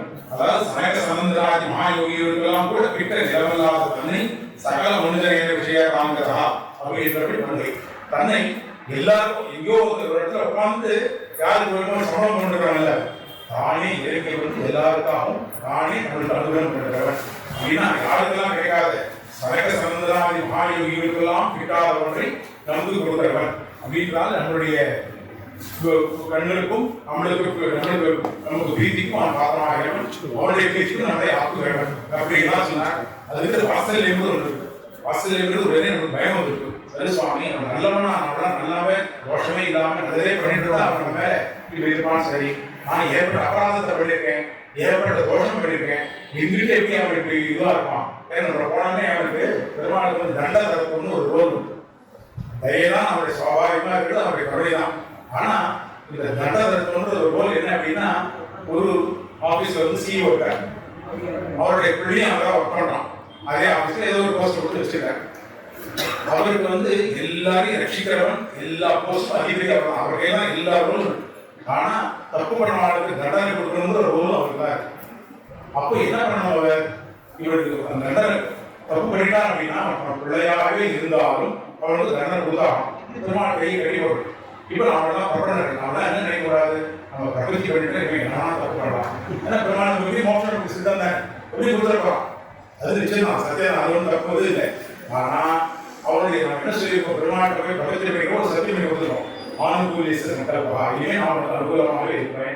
பிராதிகூலியேஸ்வரர் மண்டலம், இனிமே நான் பிரதிகூலமாக உனக்கு திருவள்ளுவர் காலம் கூடி நான் நடந்துக்க மாட்டேன் அப்படின்னு ஆச்சாரியனை விட்டதாக வச்சுட்டு விராட்டியை பிரகாரம் பண்ணி வச்சு அவருடைய ரெக்கமெண்டேஷனையும் வாங்கிட்டு நாம் வந்து சத்தியம் பண்ணிட்டு வந்துடும். அப்படி இருக்கிற போது அவன் பிரபலம் தானே நான் வேணா தப்பு பண்ணலாம் அப்படின்னு நினைச்சுட்டாங்க. பிரபலம் தான் இன்னும் ஜாக்கிரதையா இருக்கும். பிரபஞ்ச பண்ணிக்காட்டா பரவாயில்ல, எப்படி இன்னொரு ஜென்மம் இருக்கு, அப்போ வந்து ஏதோ நல்ல வேலை போனா அவன் பிரபஞ்சம் பண்ணிட்டோம், அப்போ நம்ம தான் போகிறோம். ஆனா நாம பிரபஞ்சம் எப்போ பண்ணிட்டோமோ இனிமேதான் நம்ம பாப்பம் வீழ்வோம், அதாவது பாப்பம் பண்றதுக்கு பயப்படும் இல்லையா? அத மாதிரி நாம என்ன தோணும், உடனே பெருமாள் இவ்வளவு சொல்ல போயிடலாம், ஆனா நாம வந்து இவ்வளவு தப்பு பண்ணிட்டோமே, அவன் எப்படி அவன்கிட்ட போய் நிற்கிறது அப்படின்னு நம்மளுக்கு ஒரு தயக்கம். அதுக்கு சொல்றாரு, ஆச்சரியமானது தோஷோ எத்தி ரசியாது அப்படின்னு சொல்றது என்கிறபடியே ஆசிரியர் அபராதத்தை பாராதே அங்கீகரிக்க ஈடான விளக்கம், இது தன் தோஷங்களை பார்த்து ஆறாமைக்கு கொடுப்பான் அப்படின்னு சார். அதாவது ஆசிரியர்கள் என்ன பண்றது, ஒரு குழந்தை தப்பு பண்ணுது இல்லையா, அந்த குழந்தை வந்து ஒரு தாயார் தண்ணீர்பானம் பண்ணியிருக்கிறார், பால் சாப்பிடுறது, அப்போ ஏதோ ஒரு கோபம் உடம்பு முடியல கடிச்சு விடுது. அப்போ என்ன பண்றாங்க, தாய் கடிச்சியான்னு சாஸ்திரத்துக்கு உரமாத்தி போடுவாடா, குழந்தை என்ன இடம் அப்படின்னு சொல்லி திரும்ப அதை கூட்டி அணைச்சிட்டு ஒரு 2 நிமிஷம் கழிச்சு திரும்ப அதை கூட்டி அணைச்சிக்கிறா, திரும்ப சரியான பண்ணியிருக்கிறார். அது மாதிரியா பகவான் நாங்கள் வந்து தப்பு பண்ணினாலும் நம்மளை வந்து ஒரு சின்ன பகவான ஒரு தடையை கொடுத்து அந்த அம்மா என்ன பண்ணலாம், குழந்தை ஒரு ஆசையை ஒரு எடுத்துருக்கலாம், அந்த 2 இடத்துல அவன் விட்டுற மாட்டான், திரும்ப அந்த குழந்தைக்கு நான் தான் ரட்சணம் முடிச்சுட்டு அது ஒரு பண்ணுவான். அந்த மாதிரி பெருமானவர் நாம் பண்ணின தப்புக்கெல்லாம் அந்த இடத்துல கொடுத்தாகணும். ஏன்னா அதுவும் அவருடைய ரூல் வழியா அவர் அதை ஃபாலோ பண்ணணும். தானே ரூல் போட்டு தானே அந்த மமைவாக்கான்னு சொல்லி அது தானே அத்தியானம் இருக்கும். அதனால தானா இருந்தாலும் அதில் வந்து அத்தியானம் பண்ணக்கூடாது ஆகிறதுக்காக பனிஷ்மெண்ட் உண்டு. ஆனா என்ன ஒண்ணு, வேறிட்டு பாயப்படுத்து இது உள்ளெடுத்து பாயமாப்பாருன்னு ஒரு இது. அதாவது நம்ம படிக்கிற தப்புகள் எல்லாம் என்னன்னா வேளாள குத்தி நம்மளுக்கு வந்து நடன கொடுக்கணும். ஆனா அதையெல்லாம் விட்டு நம்ம ஒரு உள்ளால கொடுக்குற அளவு தான் நம்ம பனிஷ்மெண்ட் கொடுக்குறாங்க. நினைச்சு பாருங்க, நாம இப்போ வர கட்டங்கள்லாம் பெருமாள் வந்து ஒரு முள்ளால கொடுக்குற அளவு தான் பெருமாள் கொடுக்கலாம். நம்ம படிக்கிற கட்டங்கள் ஆனா அப்புறமா நம்ம வேளாள கொடுத்துருக்கணும், பெருமாளும் இந்த பனிஷ்மெண்ட் கொடுத்துருக்கணும். ஆனா நம்ம பிரகத்தியை கண்டுனால நம்ம இனிமே வந்து ஏதோ சின்ன குழந்தை தானே என்ன தெரிஞ்சிடும் அப்படின்னு ஒரு நம்பிக்கை, அவருக்கு நம்பிக்கைனால நம்மளோட உள்ளெடுத்து பாயமாப்பாரு உள்ளெடுத்து கொடுக்குறாங்க தான் நமக்கு நல்ல கூட. அதுவே நம்மளால தாங்கலையே, உண்மையா பெருமாள் வந்து கோபத்தை காட்டினாங்கன்னா அவளை தாங்க முடியுமா?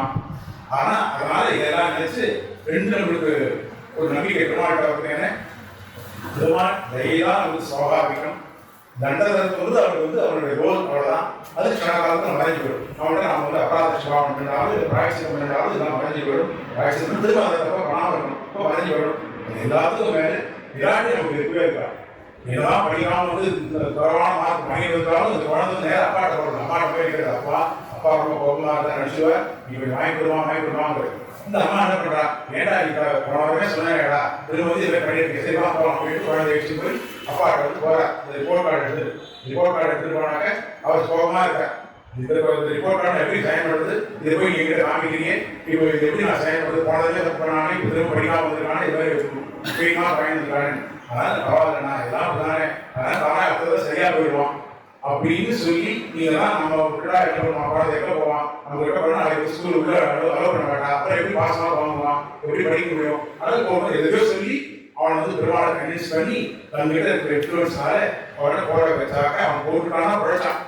இல்லைன்னா என்ன ஆகும், திரும்ப வந்து இந்த அப்பாவே கேட்டுச்சுவேன், இந்த அம்மா வந்து சொல்றா, அந்த அப்பா வந்து உடனே வந்து சரி அம்மா ரெக்கமெண்ட் பண்றான், போனா ஒரு கோபத்தை வெறும் ஒரு பால மாதிரி காமிச்சு ஒழுங்கா இருக்கணும், அடுத்ததுலேருந்து ஒழுங்கா படிக்கணும்னா பாஸ் ஆகணும், நல்லா மார்க் வாங்கணும், ஃபர்ஸ்ட் ஸ்கோர் வாங்கணும், வெளியே போடாமல் படிச்சான். இல்லை இன்னும் வெயிட் பண்ணிட்டு அதெல்லாம் முடியாது, அதெல்லாம் பண்ண முடியாது, இன்னும் வெயிட்லாம் போட முடியாது, ஒரு தரம் இப்படிதான் ஆகுது போட முடியாது அப்படின்னு சொல்லிட்டா என்ன பண்ண அதுகிட்ட போயிட்டு நீங்க உங்க மார்க்கெல்லாம் எவ்வளவு வாங்கியிருக்கேன்னு அம்மா கிட்ட சொல்லிட்டா, அம்மா கிட்ட சொல்லிட்டா அப்படின்னு ஒரு வார்த்தை சொல்லிட்டாங்க. என்ன ஆகும், அடுத்த காலத்தில் பிடிக்க வேலை கை போடுவோம். அது மாதிரி பெருமாட்ட போய் சொல்றானா, நம்ம குழந்தை தானே, யாரும் தப்பு பண்ணல, ஆனால் வந்து தெரிஞ்சுருக்கான், நான் தான் ரஷ்டம் பண்ணணும், நம்மளுக்கு தான் அவனுக்கு தெரிய கேட்காங்க, நீங்க வந்துட்டான் இந்த விசுவாசத்தினால, அதனால நீங்க நம்ம தான் ரஷ்டம் பண்றோம் அப்படின்னு சொல்றான். அப்பவும் அவன் வந்து சரி போனா அவன் நீ சொல்ற அதனால பண்ண அப்படின்னு சொல்லிட்டு போட்டுவான், அவனை வந்து ரட்சிச்சுவான். அது இல்லாம அவன் வந்து இன்னும் கொஞ்சம் கோபத்தை காட்டினா என்ன பண்ணுவாள், அவன்கிட்ட பெருமாட்ட போயிட்டு பாருங்க நீங்க பண்ண தப்பெல்லாம் நீங்க எவ்வளவு தப்பு பண்ணிட்டு தெரியும், அதெல்லாம் கூட விட்டுருவோம், ஆனா நீங்க தான் சத்தியம் பண்ணி கொடுத்துருக்காரு.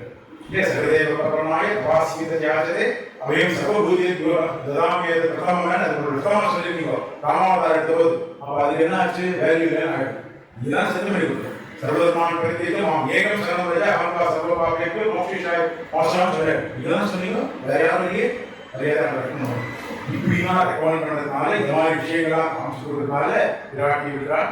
நமக்கு வந்து இதெல்லாம் நம்ம ரட்சிப்பான், அதை நம்ம அவனுக்கு பயந்து போக வேண்டாம், நம்ம பண்ணது தப்பே இருந்தாலும் இப்போ நாம் ரேஸ் பண்ணிட்டு இனிமே பண்ண மாட்டோம், நம்ம மனசு அந்த உணர்வு இருக்கிறதுனால தைரியமாக பெருமாட்ட போகலாம் அப்படிங்கிறலாம் காமிச்ச இந்த மாதிரி ஒரு குணங்கள் தான் இந்த வந்தே பிருந்தாவன சரம் வந்து இந்த சொல்லுனால சிலவனாக வந்து எல்லாம் பண்ணினா அவனுடைய இன்னும் நம்ம அதை ரொம்ப பேக்ரவுண்டெல்லாம் பார்த்து ஆராய்ச்சியாக சொன்னாங்க, நிறைய விஷயங்கள் சொல்லணும். ஆனால் இந்த முக்கியமான குணங்கள் அதை காமிக்கப்படுகிறது அந்த முதல் ஸ்லோகத்தை, அதனால தான் ரெண்டுக்கும் அதே முதல் ஸ்லோகமாக வச்சேன். இப்படி அந்த யாதாபிதத்துக்கு முதல் ஸ்லோகமாக இது அமைந்தது. அதுக்கப்புறம் இந்த யாதாபிதத்துக்கு அழகு என்ன அப்படின்னா அந்த விருத்தங்கள், பல விருத்தங்கள் மீட்டர் சொல்றேன், அந்த சந்தஸ் ரொம்ப அழகா ஒவ்வொரு அந்த இடத்துக்கு ஏற்ற மாதிரி அந்த மீட்டர் போட்டுருக்காங்க, அந்த வெள்ளி ஜெத்திலாம் போட்டுருக்காங்க. இப்போ ஒரு எக்ஸாம்பிள் சொல்லணும்னா இந்த வாலியை நடத்துன்னு நினைக்க அந்த மேலே போய் முன்னாடி பார்த்தோம் இல்லையா, வாலியை மேலேயே நடத்தம் ஆடுறான். அப்போ ஒரு அழகா வந்து ஒரு ஸ்லோகம் சொல்ற, தமாங்கம் பரிகல்பியரங்கம் தரங்க நிஷ்பன்ன மிருதங்கநாதம் பிரசஸ்யமானஹ திசைகராஷிது அப்யாக தாமார படீமனந்த. அந்த ஆரபடிங்கிற ஒரு நாட்டியம் சொல்லி கொடுக்குற மாதிரி இருந்தான். அதை அந்த நாட்டியத்தை ஆடி காமிச்சானா அந்த ஒரு வாலிய மேலே இப்படி சொல்ற, ஏகஸ்தேன வீட்யவாலம் ஆதேன சீகேன பணாமுதக்ராம் ஹரிஸ்ததா அந்துமியேஷ பாகம் சயேவ சம்சாரி ஆசிரிதானாம். அவர் எப்படி ஒரு கையாலே வந்து ஒரு வாலை பற்றி கொண்டு இன்னொரு திருவடியை தூக்கிக் கொண்டு இன்னொரு திருவடியை அது மேலே பதிச்சு இரண்டு காலம் யுத்தம் ஆடுதான். அதை வந்து இந்த சம்சார கடலை நாம காணுவதற்கு அதெல்லாம் வந்து அந்த சங்கல்பத்தை நம்மளெல்லாம் கடத்தி வைப்பதற்கு ஒரு சங்கல்பம் பண்ணி கொண்டு இந்த நர்த்தனத்தை ஆடினான் அப்படின்னு சொன்னார். இந்த விதத்தை பற்றி சொன்னே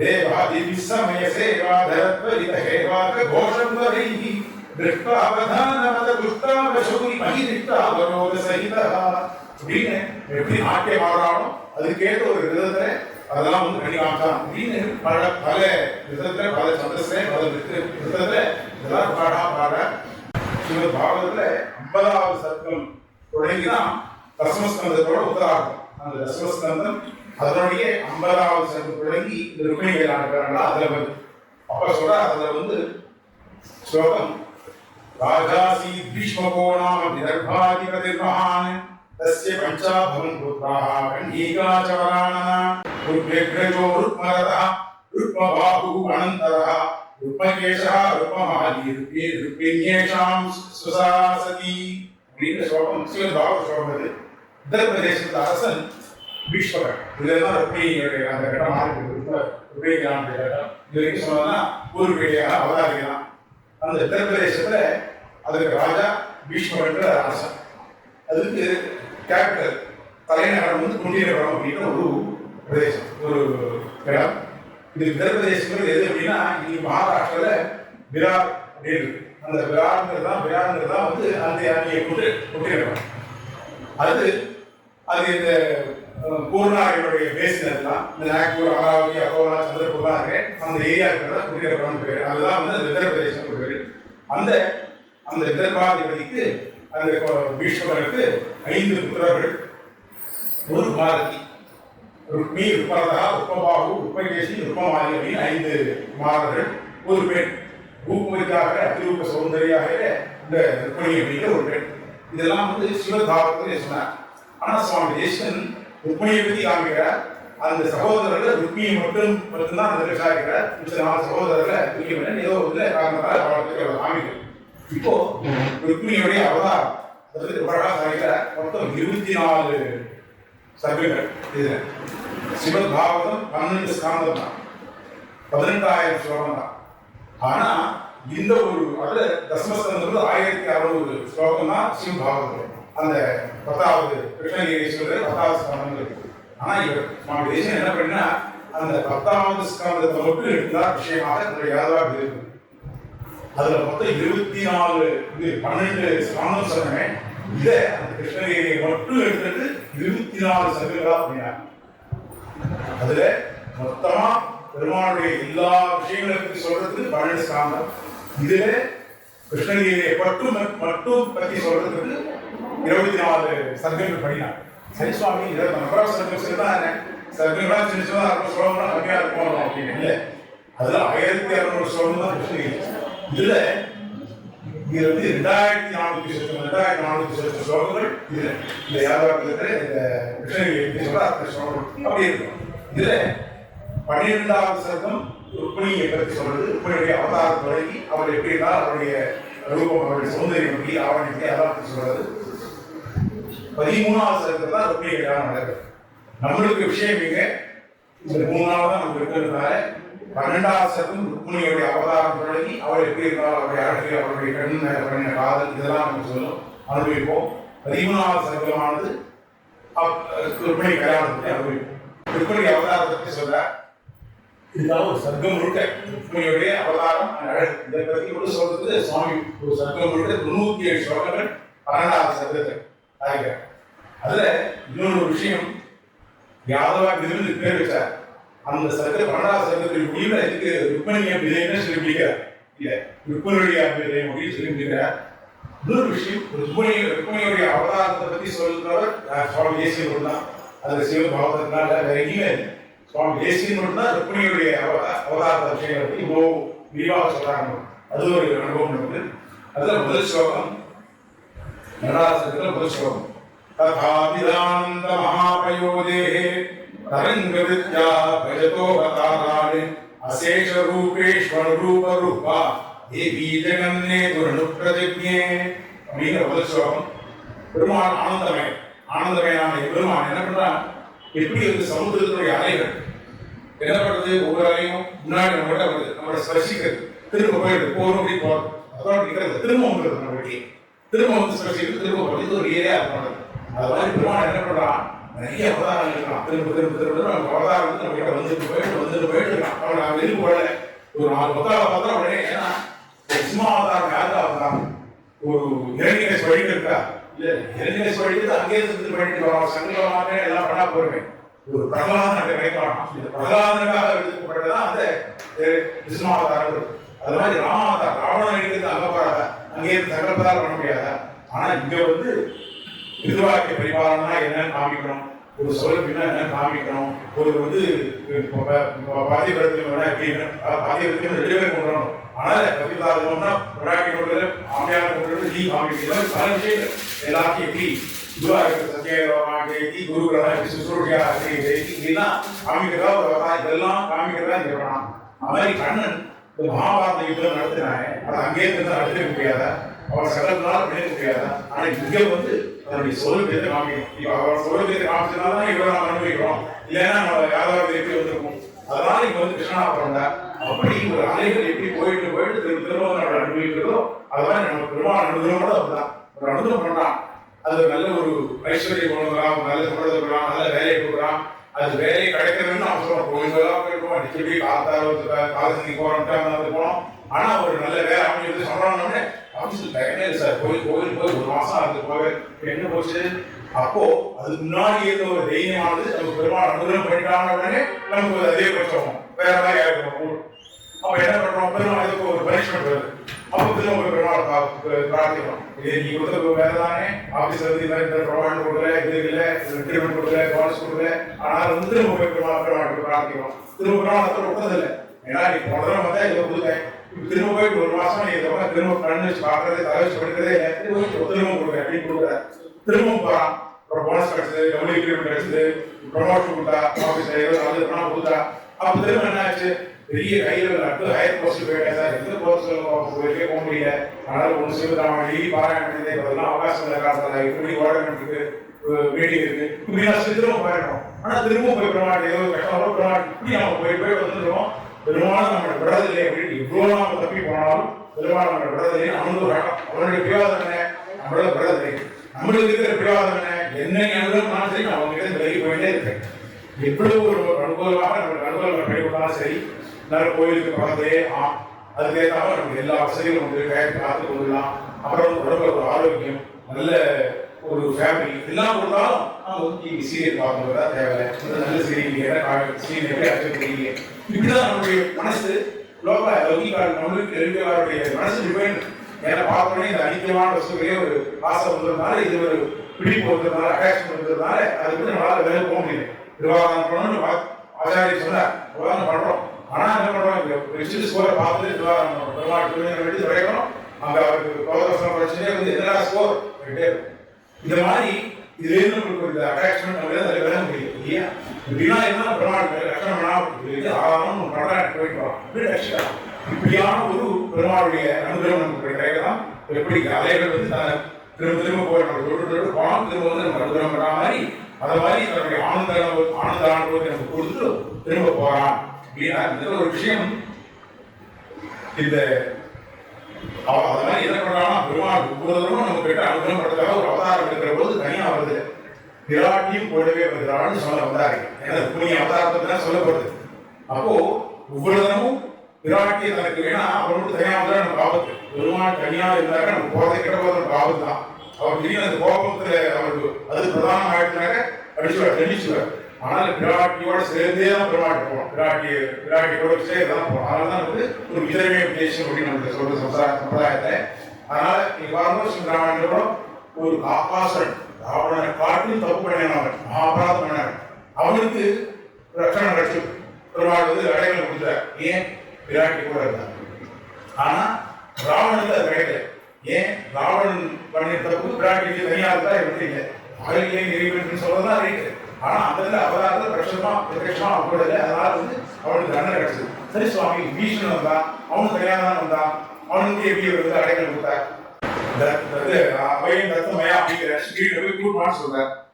சுக்ரீவனை போய் கூட்டணும் வர சொல்ற போது இதுவா ராவணஸ்வயம் நான் வந்து இவனுக்கு வந்து நீ வந்திருக்கிறவன் வந்து உங்களுடைய பெருவுள்ள பிரகாரம் நீங்க நினைத்திருக்கிற படம் அவன் வந்து விபீஷணனே ஆனாலும் நான் மனதில் வச்சு நடிச்சிருக்கிற படம் அது ராவணனே ஆனாலும் இதுவா ராவணஸ்வயம் நான் வந்து அவையின் தந்தாச்சு அவர் கூட்டம் அவங்க என்ன அர்த்தம், விபீஷணன் சொல்லிட்டான்.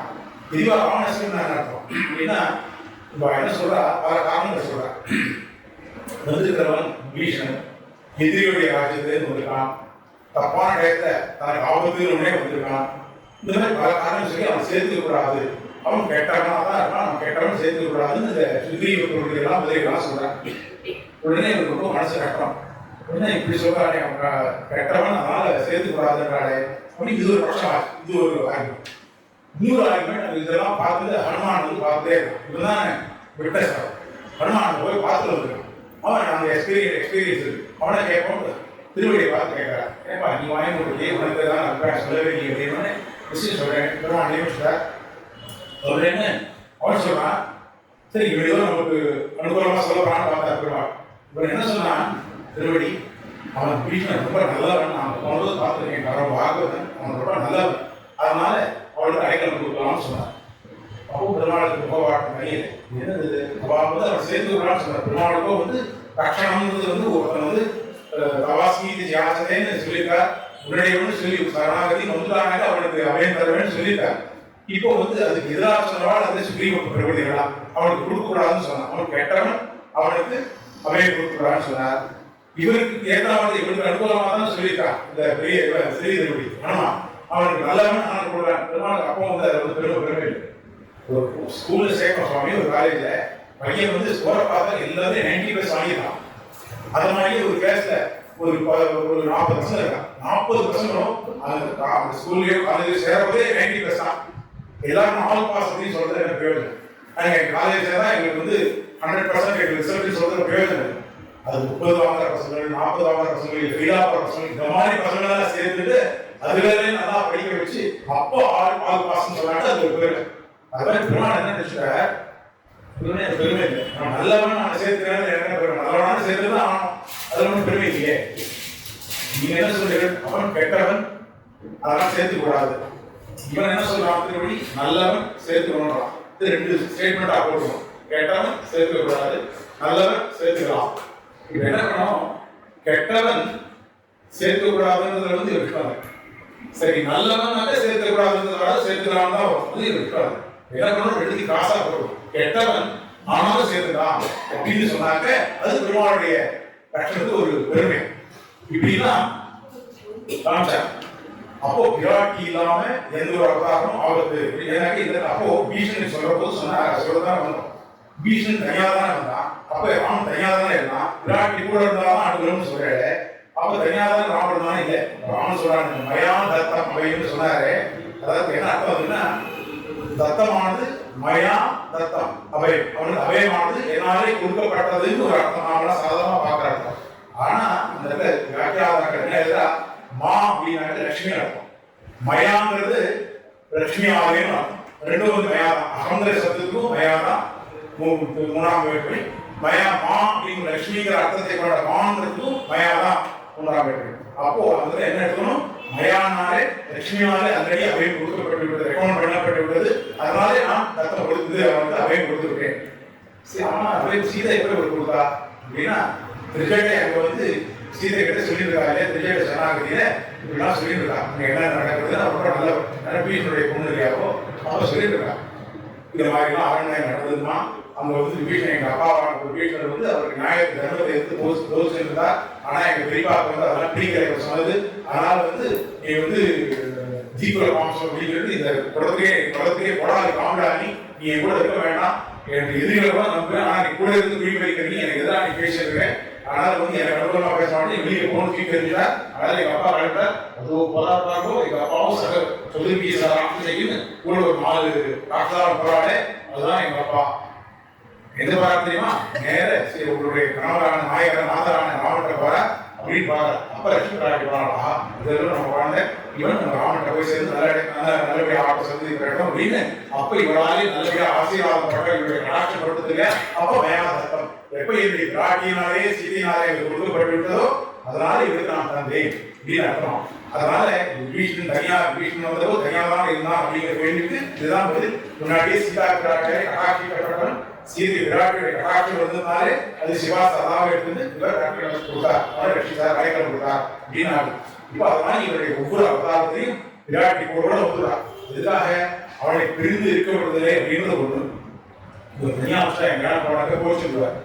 குழந்தை வந்து ரிப்போர்ட் கார்டு சாயங்காலம் வந்து ரிசல்ட் வரும்னு சொன்னா அதெல்லாம் நம்ம என்ன பண்ணுவோம், எங்கேயும் வெளியே போகாம அப்பாவோடய இருப்பார், இல்லைன்னு தனியா தான் இருப்பார். தனியா விட்டா பையன் வந்து பெயின்னு சொன்னாக்க நான் சாதிச்சிட போறாருன்னு அதே நம்ம காப்பாற்றணும் கூடவே அம்மா இருக்காளே. அந்த மாதிரி இவர் என்ன பண்ணினா, இவர் எப்பெல்லாம் வந்து அவதாரம் எடுத்து வராரோ அப்போ வந்து விராட்டியும் கூட வருகிறார். இதை வந்து ஒரு விஷ்ணு புராணத்தை சொல்றதை பார்க்கிறோம். ராகவத்வே பவத் சீதா ருக்மிணி கிருஷ்ண ஜன்மணி அந்நேஷு அவதாரேஷு மோரேஷா தபாயினி அப்படின்னு இந்த ஸ்லோகம் விஷ்ணு புராண ஸ்லோகம் ராகவத்தே அவது சீதா ராகவனாக சீதாவுக்கு பிராட்டி அவதாரம் என்றார். ருக்மிணி கிருஷ்ண ஜென்மணி கிருஷ்ணனாக அவதாரம் பண்ணினாக பிராட்டியோடு ருக்மிணியாக அவதாரம் என்றார். இப்படியாக ஒவ்வொரு அவதாரத்தையும் அவனை பிரியாமல் இவர் வருகிறார். சரி சுவாமி யுகாவதாரத்தை அஷ்டாவதாரத்தை அப்படின்னா ஒப்பிலிய பிராணம் வரப்போறானாக்க அதுக்கு முன்னாடி அம்புலி பிராட்டி அவருடைய அவன் வந்துடுறான். சரி பார்த்தசாரதியா வரப்போறான் அவன் வந்துடுறான்.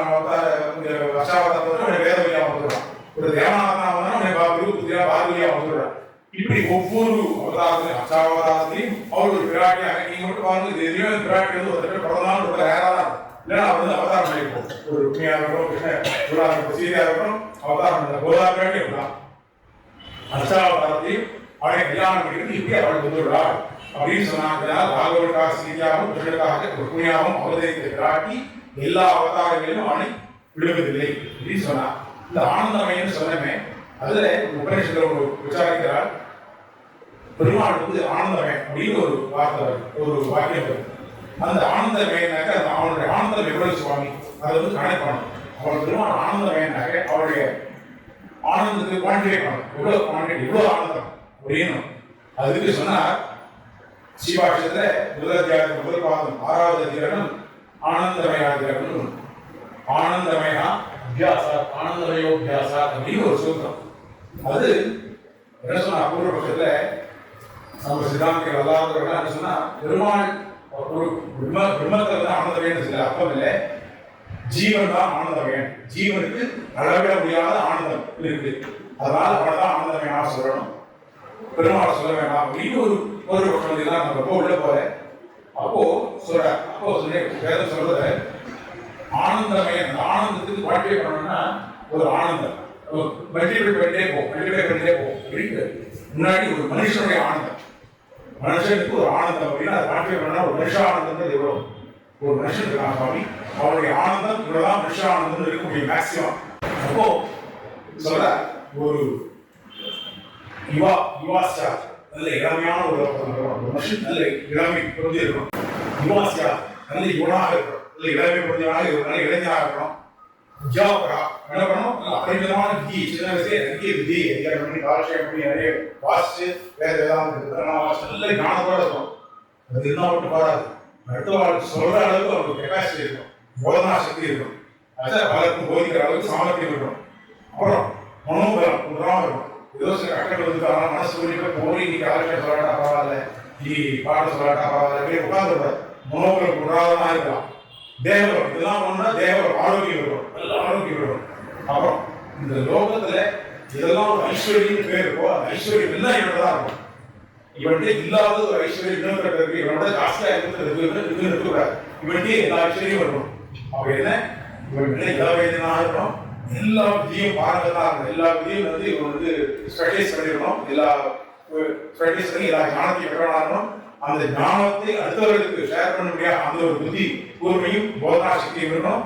அப்புறம் மனோபலம் இருக்கணும், நல்ல மனோபலம் இருக்கணும், தேக ஆரோக்கியம் இருக்கணும். இது எல்லாத்துக்கும் மேல இவனோட பாட்டில் இன்னொரு ஐஸ்வர்யம் இருக்கக்கூடாது. இவனோட எல்லா ஐஸ்வர்யம் ஒன்றாம இருக்கணும். இப்படிலாம் ஒருத்தனுக்கு இருந்தா அவனுக்கு என்ன ஆனந்தம் இருக்குமோ அதுக்கு பேர் ஒரு மனுஷ ஆனந்தம் பேர். இதெல்லாம் அவனுக்கு ஆனந்தம் குறைவே இல்லையா, இதெல்லாம் இருந்தாக்க நிச்சயமாக குறைச்சல் கூடாது. எதுக்கும் நான் சொன்ன அந்த விஷயங்களும் ஒரு நாள் ஆரோக்கியம் கொண்டு தரணும், இல்ல மனோபலம் ஒரு நாள் கொண்டு தரணும், இல்ல ஒரு நாள் வந்து நஷ்டம் ஆசை ஆயிடுச்சு எதுவுமே கூடாது. எல்லாம் இவங்க உறுதியா இருக்கும். அவனுக்கு என்ன ஆனந்தம் இருக்கும் அது ஒரு மனுஷானந்தம் அப்படின்னு சொன்னார். யுவாசியாது அத்தியாபகா ஆசி அசக்தோ திருஷ்டோ பிரஷ்டா யசீவம் பிருதிவி சர்வாதித்தஸ்ய பூர்ணாஸ்யா ச ஏக மனுஷானந்தா அப்படின்னு சொல்லிட்டு வேத வாக்கியம் இதே வேத வாக்கியம்லாம் படிச்சுக்கலாம் சொல்ல வேண்டாம். அதை சொல்றேன் அது மனுஷானந்தம் அப்படின்னா அதை போல 100 மடங்கு சுரத்தியஸ்ய அகாமதஸ்ய அகாமதஸ்ய தேயேஷ மனுஷானாம் ஆனந்தா ச ஏக மனுஷ்ய கந்தர்வ ஆனந்தா அப்படின்னு மனுஷ்ய கந்தர்வன்னு அடுத்த லெவலில் இருக்கிறவனுக்கு மேல இருக்கு. அது இந்த மனுஷானந்தத்தை 100 டைம்ஸ் மல்டிப்ளை பண்ணினாக்க என்ன ஆனந்தமோ அதுதான் அந்த மனுஷ்ய கந்தர்வனுடைய ஆனந்தம். அந்த மனுஷ்ய கந்தர்வனுடைய ஆனந்தத்தை 100 டைம்ஸ் பண்ணினாக்க அது வசூத்ராதிக்கால இருக்காளே நம்ம பெரியவாள் நம்ம அடிக்கடி நம்ம இது பண்ணுறேன் அவளுக்கான ஆனந்தம் இந்த மனுஷ்ய கந்தர்வனுடைய ஆனந்தம். அப்போ என்ன செய்ய வரைக்கும் 100 to 3 times 100 ஆயிடும். அப்புறம் அதை போல ஒரு 100 டைம்ஸ் இருந்தால் தேவகந்தருடைய ஆனந்தம் அதை போல ஒரு 100 மடங்கு கர்மதேவனுடைய ஆனந்தம். ஆயுளான தேவன் வந்திருக்கான். இதை போல கர்மதேவனுடைய 100 மடங்கு ஆனந்தம் ஆயுளான தேவனுக்கு. ஆயுளான தேவனுடைய 100 மடங்கு ஆனந்தம் இந்திரனுக்கு. இந்திரன் மாதிரி இந்திரனை போல ஒரு 100 மடங்கு ஆனந்தம் பிரகஸ்பதி. அவனை மாதிரி ஒரு 100 மடங்கு ஆனந்தம் பிரஜாபதி. இது வரைக்கும் நமக்கு 0 போட்டு ஆனது உங்களுக்கு தெரியும். அப்புறம் அதை விட 100 மடங்கு சதுர்முக பிரம்மாவுடைய ஆனந்தம் அதோட இருக்கு. அதுக்கப்புறம் பெருமாள் எப்படி போறது? ஏன்னா பெருமாள்கிட்ட பெருமாள் எவ்வளவு ஆனந்தம் அப்படின்னு மல்டிப்ளை பண்ணணும் போயிட்டே இருக்குது.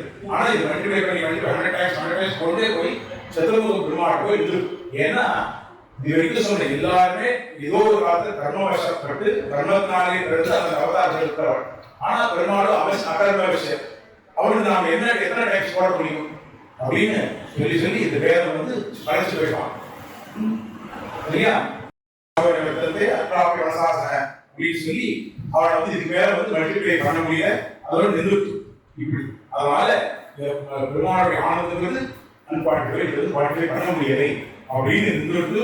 அப்பேற்பட்ட ஆனந்தம் என்ன சொல்ல அப்புறம் ஜீவனுக்கு அப்படின்னா இல்லப்பா இது வந்து ஜீவனுக்கு இருக்கிறதா இங்க இருக்கிற பதாத்மாக நம்ம சம்சாரத்துல ஈடுபட்டோம் வாழ்க்கை என்ன நீ இருப்பான் நாளைக்கு வருவான் ஆனந்தம் இது இறந்ததுல நீ சந்தோஷம் துக்க விஷயமான ஆனந்தமா வாழ்க்கலாம். அதுக்காகதான் சரி இது பதாத்மா அதாவது இங்க இருக்கிற சம்சாரத்தை கட்டுண்டு இருக்கிற இவாள் வேண்டாம் சுவாமி முத்தாத்மா இருக்கலாமே அப்படின்னு சொன்னா அவள் இருக்கிற என்ன முத்தாத்மானா இது வரைக்கும் ஏதோ ஒரு காலத்துல தான் முத்தானம் தேவனா அப்படி இல்லை. ஆனா அவளுக்கு ஏதோ நடுவில் வந்ததுதான் அவளுக்கும் நித்தியமாக இருந்தது. இது எல்லாரும் போக வியாபகமாக அவன் பகவான் ஒருத்தன் இனிக்கு இருக்கிறவன் அவன் தான் சத்தியன், அவன் தான் நித்தியன். ஆனால் அவன் ஒருத்தருக்கு தான் இது எல்லாமே ஆனந்தம் தரும் அப்படின்னு ஆனந்தமயம் என்று சொல்றது. அப்பேற்பட்ட ஆனந்தமயம் எம்பெருமான். அந்த எம்பெருமான் நம்மளுக்கு ஆனந்தத்தை கொடுப்பதற்காக ஒவ்வொரு அவதாரம் பண்ணி கோவில் பொதுவாக இருக்கிறான். ஒவ்வொரு அவதாரத்திலையும் கூடவே ஒரு சீதையும் ருக்மிணியும் ஒரு புதேவியும் வேதவியையும் பாரதியும் இப்படி திராட்டியாக கொண்டு வந்தான். அவள் கூட பிறந்தாள் அப்படின்னு சொல்லிட்டு இதே சுவாமி ஆளவந்தா சோதரத்துல கோபி பூருஷாதி பிரகல்ப தேசே தேயே சபவித் அனுக்கிரமாது இப்படின்னு அந்த சோதரத்துல ஸ்லோகத்தில் சொன்னார். இந்த வேத இது முதல் ஸ்லோகம் 2வது சங்கத்துல இந்த மாதிரி இப்படி அவதாரம் பண்ணப்படுறது புதுசமான நம்ம பார்த்தோம். பகவான் இப்படிலாம் அவதாரம் பண்ணா ஒவ்வொரு விதம் பெருமாள் அவதாரம் பண்ற போதும் விராட்டியானவரும் வரப்போறா இப்படி பூந்து வந்து சரி விராட்டி அவதாரம் பண்ணப்போறா எப்படி எப்போ வரப்போறா இப்படி அந்த கிருஷ்ணன் எப்படி இருக்கிறாங்க அப்படின்னு எவ்வளோ காமிக்கிறார். அப்படி சாதஸ்ய நித்யோதித திவ்யதாம்னா அத்யுப்ரியா பானுமத பிரபேத அத்யாசி துர்பாரவதீவ பார்வதி மதுராத் யத்யுஷுபாம் பிராபதி தர்பதேசே பேர்பட நித்தியமான பரமதத்திலே ஒரு நித்தியமாக தோன்றிய அபராதமான பரரூபமுடைய தன்னுடைய கேள்விகளுக்கு அதாவது பெருமாள் சொல்லி பெருமாள் பேர்பட்டவன் அகர்ம விஷயம். அவன் நித்தியமானவன். அவன் தான் பரமபதநாதன். பரமபதத்தில் இன்னும் நித்தியமாக எல்லாருக்கும் வந்து சதாபசிஸ்வரர்கள் எல்லாருக்கும் ஒரு ஆனந்த அனுபவத்தை பரிபூர்ண பெருமாளத்தை கொடுத்துக் கொண்டிருக்கிறவன். அவனுக்கு அவனையே தன்னுடைய வேண்டுவனாக கொண்டு அவனுக்கும் பிரியமானவனாக சூரியனுக்கு எப்படி ஒளியானது அவனை விட்டு அகலாதோ அப்பேற்பட்டவனாக அவனை விட்டு என்றும் பிரியாது இருக்கிற விராட்டியானவன் இல்லைன்னா துவாரகாநாதனாக துவாரகையில் எப்படி கண்ணன் அந்த ஆட்சி பண்ணிருக்கிறான் அவனுக்காக அப்பேற்பட்ட கண்ணனுக்கே தன்னை ஆக்கிக்கொள்ள வேணும்னு பக்கத்துல சமீபத்தில் இருக்கிற விதர்ப தேசத்திலே லோகத்துக்கு க்ஷேமத்தை கொள்வதற்காக தோற்றம் பெற்றால் அந்த விராட்டி அவளுக்கு மீது பேர் இருப்பாங்க தர்ம தொடரும். அது தன்மை வழிமா தர்மம் சொல்லிச்சிருந்தாலும் அவர் அப்பேற்பட்டவர்கள் அங்கு பிறந்தார். இதுதான் வந்து சீதையா தேவியா பரமபியோ பாஸ்கரா அப்படின்னு சொன்னார். எப்படி வந்து சூரியனுக்கு பிரபை பிரிக்க முடியாதோ அது மாதிரி பெருமாளை விராட்டி என்று பிரியாது இருக்கிறவள் அப்படிங்கிற சொல்லிட்டு அப்பாஸ் அப்படி அப்பேற்பட்ட விராட்டி கூட சேர்ந்து அவருடைய பெருமாளுடைய ஏன்னா சூரியன் கூட இருக்குன்னு வச்சுக்குவோம். அதாவது நமக்கு பிரயோஜனம் பார்த்தா தெரியும். அப்ப ஏதாவது நம்ம பிடிச்ச வருது அதனுடைய ஒளி இருக்கு பிரபை அதனால ஒளி வருது இல்லையா? இப்ப விளக்கு இருக்கு சொல்லுவாங்க. விளக்கு வந்து இப்போ அதனுடைய எதனால பிரயோஜனம் வருது அதுல இருக்கிற நம்ம பிரயோஜனம் தான் இருக்குது. அதுல இருக்கிற ஒளி இல்லைன்னா இது வந்து ஒளி இருக்கு ஆனா அப்படின்னு யார் கேட்க போறோம்? ஒளி இல்லை அது வந்து ஒரு இன்னொரு விஷயம் தான் பசு தான். அதாவது ஒளிலாம் வரா சொன்னா யார் கேட்க போறா? இந்த விடுதலை விடுதலை வரலாம் ஆனா அது பிரகாசம் இருக்காதுன்னா யார் விடுதலை போறா? அது மாதிரி பெருமான் மட்டும் இது பிரயோஜனம் இல்லை. அதுக்கு பிரபையா இருக்கிற இன்னும் பிரியாது இருக்கிற நமக்கு எதுவும் வாசலுமே கொடுத்துருக்கிற நம்ம கிட்ட அங்கே பீதியே கொண்டிருக்கிற விராட்டி கூட தான் நமக்கு பெருமை நமக்கு பிரயோஜனம். அது மாதிரி இன்னைக்கும் பிரபையாக இருக்கிற அதை விட்டு பிரியாது இருக்கிற அந்த பிரபையோடு கூடிய சூரியன் அது மாதிரி இந்த பெருமாள் விராட்டி இருக்கிறாருன்னு சொன்னா அபாஸ்யதோ பும்சா மனவாய பிரபான்விதா அஹிந்திரகரேக விதோய பாஸ்கரஹ அதெல்லாம் இந்த பரவம் வந்து இது சாச்சா இப்படி மனவாய பிரபான்விதையாக இன்னும் பெருமாளுக்கு பிரியாதவளாக இந்த பிராட்டி பக்கத்திலே உத்தரப்பிரதேசத்திலே தோன்றாள். எங்கிருக்கான் கண்ணன் துவாரகாநாதனாக துவாரகையை ஆட்சி கொண்டிருக்கிறான் சமுதிரத்து நடுவில். அது பக்கத்தில் உத்தரப்பிரதேசத்துல மகாராஷ்டிராவில் இருக்கிற இடம்னு அந்த உத்தரப்பிரதேசத்துல குந்தியாபுரத்திலே பீஷ்மருடைய புத்திரியாக இவர் ருக்மிணி அவதாரம் பண்ணினார். அந்த ருக்மிணியுடைய அவதாரம் எப்படி இருந்துதான் சொல்ல ருக்மிணி அவதாரம் யாருக்கு அவதாரம் பண்ணினாங்கிறது சொல்ல அதுலயே மகீதலாம் மைந்திரசீர கிருஷ்டாது க்ஷீரோததே ராகித மந்தசைலாது பிரபுத்பகாது ஞாதி மதஸ்டயா பூத்து சா பீஷ்மகதத்யுதிதாய பூயா. எவ்வளவுகள் இதிலேயே ஜனகர மகாராஜன் பூமியை கலப்பையாலே உழுதுபோது தோன்றினாளோ அப்ப எவ்வளவு தோன்றினாளோ எவ்வளவுகள் திருப்பார்கடலிலே திருப்பார்கடலை மந்திரமையினாலே கடைந்த போது எவ்வளவுகள் தோன்றினாளோ பிருகுச்சாதி தம்பதிகளுக்கு எவ்வளவுகள் அவதரித்தாளோ அவளே பீஷ்மராஜனுக்கு குமாரத்தியாக அவளது வீட்டிலும் அவதாரம் பண்ணினாள். யார் ருக்மிணி. இது சொல்லுவா ராகவத்திலே பகவத்கீதா ருக்மிணி கிருஷ்ணஜென்மி சொன்னேன். அந்த ருக்மிணியானவள் அவளே தான் பிறந்தாள். என்ன தெரியுது அதெல்லாம் யார் பெரிய விராட்டி. அதே பெரிய விராட்டி இந்த ருக்மிணியாக அவதாரம் பண்ணினாள் அப்படிங்கிறது சொல்லிட்டா. ஷீரோதேராகி சமந்தசைலாத் ருகுத்பகாத் ஜாதி மதஸ்டயா பூத் சா பீஷ்மராஜாய பூயா. பீஷ்மராஜனுடைய பெண்ணாக இவர் அவதாரம் பண்ணினாள் அப்படின்னு சொன்னா இப்பேற்பட்டவள் அதர்ம விஷயான புண்ணிய பாவங்களுக்கெல்லாம் இடமாகாதவளான பரமபுருஷனுக்கு முக்கியமான பத்னியாக பிரம்மாதிகள் அனைவருக்கும் தாயானவளாக இவள் வந்து என்ன பண்றாள், இவளை அப்பேற்பட்ட விராட்டி இப்ப ருக்மிணியா பிறந்தா இல்லையா. இப்படி ஒரு தசரதன் ராமனாக பிறந்தான். ராமனாக எம்பெருமான் சிவபிரான் நாராயணனே பிறந்தான். ஆனா அந்த ஞானம் அவளுக்கு இல்லை. அந்த ராமன் பிறந்த போது இவளை வந்து ஒரு ராமனாகத்தான் எல்லாரும் பார்த்தார்கள். தசரதனே தனக்கு பிறந்த குழந்தையாதான் பார்த்தான். அவனை வந்து ஒரு பரமாத்மானோ ஒரு உள்நாட நாயகனோ ஜெகத்தாரனோ அவனை பார்க்கல. அவ்வளவுதான் அவனுக்கு தெரியும். அது மாதிரி பீஷ்மராஜன் என்ன பண்ணா, இவள் ஆனானப்பட்ட பெருமாள் தேவர்கள் இல்லாமல் இவள் தான் தாய். எல்லாத்தையும் ரட்சணம் பண்ணக்கூடியவள். பெருமாளுக்கான ஒரே பரமபுருஷன் அவனுக்கு விராட்டிகள் அப்படிங்கிறதுதான் ஞானத்தை காட்டலாம். பீஷ்மராஜன் நம்ம குழந்தை தானே, எனக்கு குழந்தை வருதா, எனக்கு குழந்தை வருதான்னு எப்படி ஜனகன் சீதா சொன்னானோ அது மாதிரி பீஷ்மராஜன் தன்னுடைய பின்னாவே இவரை பாவித்துக் கொண்டிருந்தான். அவனுக்கு பிறந்த சகோதர குமாரர்களாக 5 பேர் சொன்னோம். ஆனா சுவாமி தேசிகன் ருக்மிணி மட்டும்தான் சொல்ற. ருக்மிணியும் இவரை தன் உடன் பிறந்த சகோதரி என்று மட்டுமே நினைத்துக் கொண்டிருந்தான். ஒரே பிராட்டி நினைச்சுதான் இவன் சமுதாயம் பண்ண மாட்டான், சிவாரெல்லாம் கொண்டு வந்துருக்க மாட்டான் ஒரு ஸ்டோரிய. அதனால இவனும் வந்து அவரை உடன் பிறந்தவளாக நடந்து கொண்டிருந்தான். பீஷ்மராஜன் இவரை வந்து தன்னுடைய பெண்ணாகவே பார்க்கலாம். அவருடைய ஒரு விராட்டி அவள்தான் பெரிய விராட்டி, அவள்தான் சிவபெருமான எம்பெருமான் நாராயணனுடைய பத்தி அப்படிங்கிறதான் அவனுக்கு தெரியலை அப்படின்னு சொன்னா. இப்பேற்பட்ட விராட்டியானவள் எப்படி இருந்தால், அவருடைய குணங்களா என்ன இருந்தது, அவள் எவ்வளவு அதிக சௌந்தரியாக அவருடைய ரூபங்களா எப்படி இருந்தது பற்றி நாளை பார்ப்போம். இத்தாக்கி சிமாய கல்யாணம் நேசிமதே வெங்கடேசாய ராமதேவரே நமः.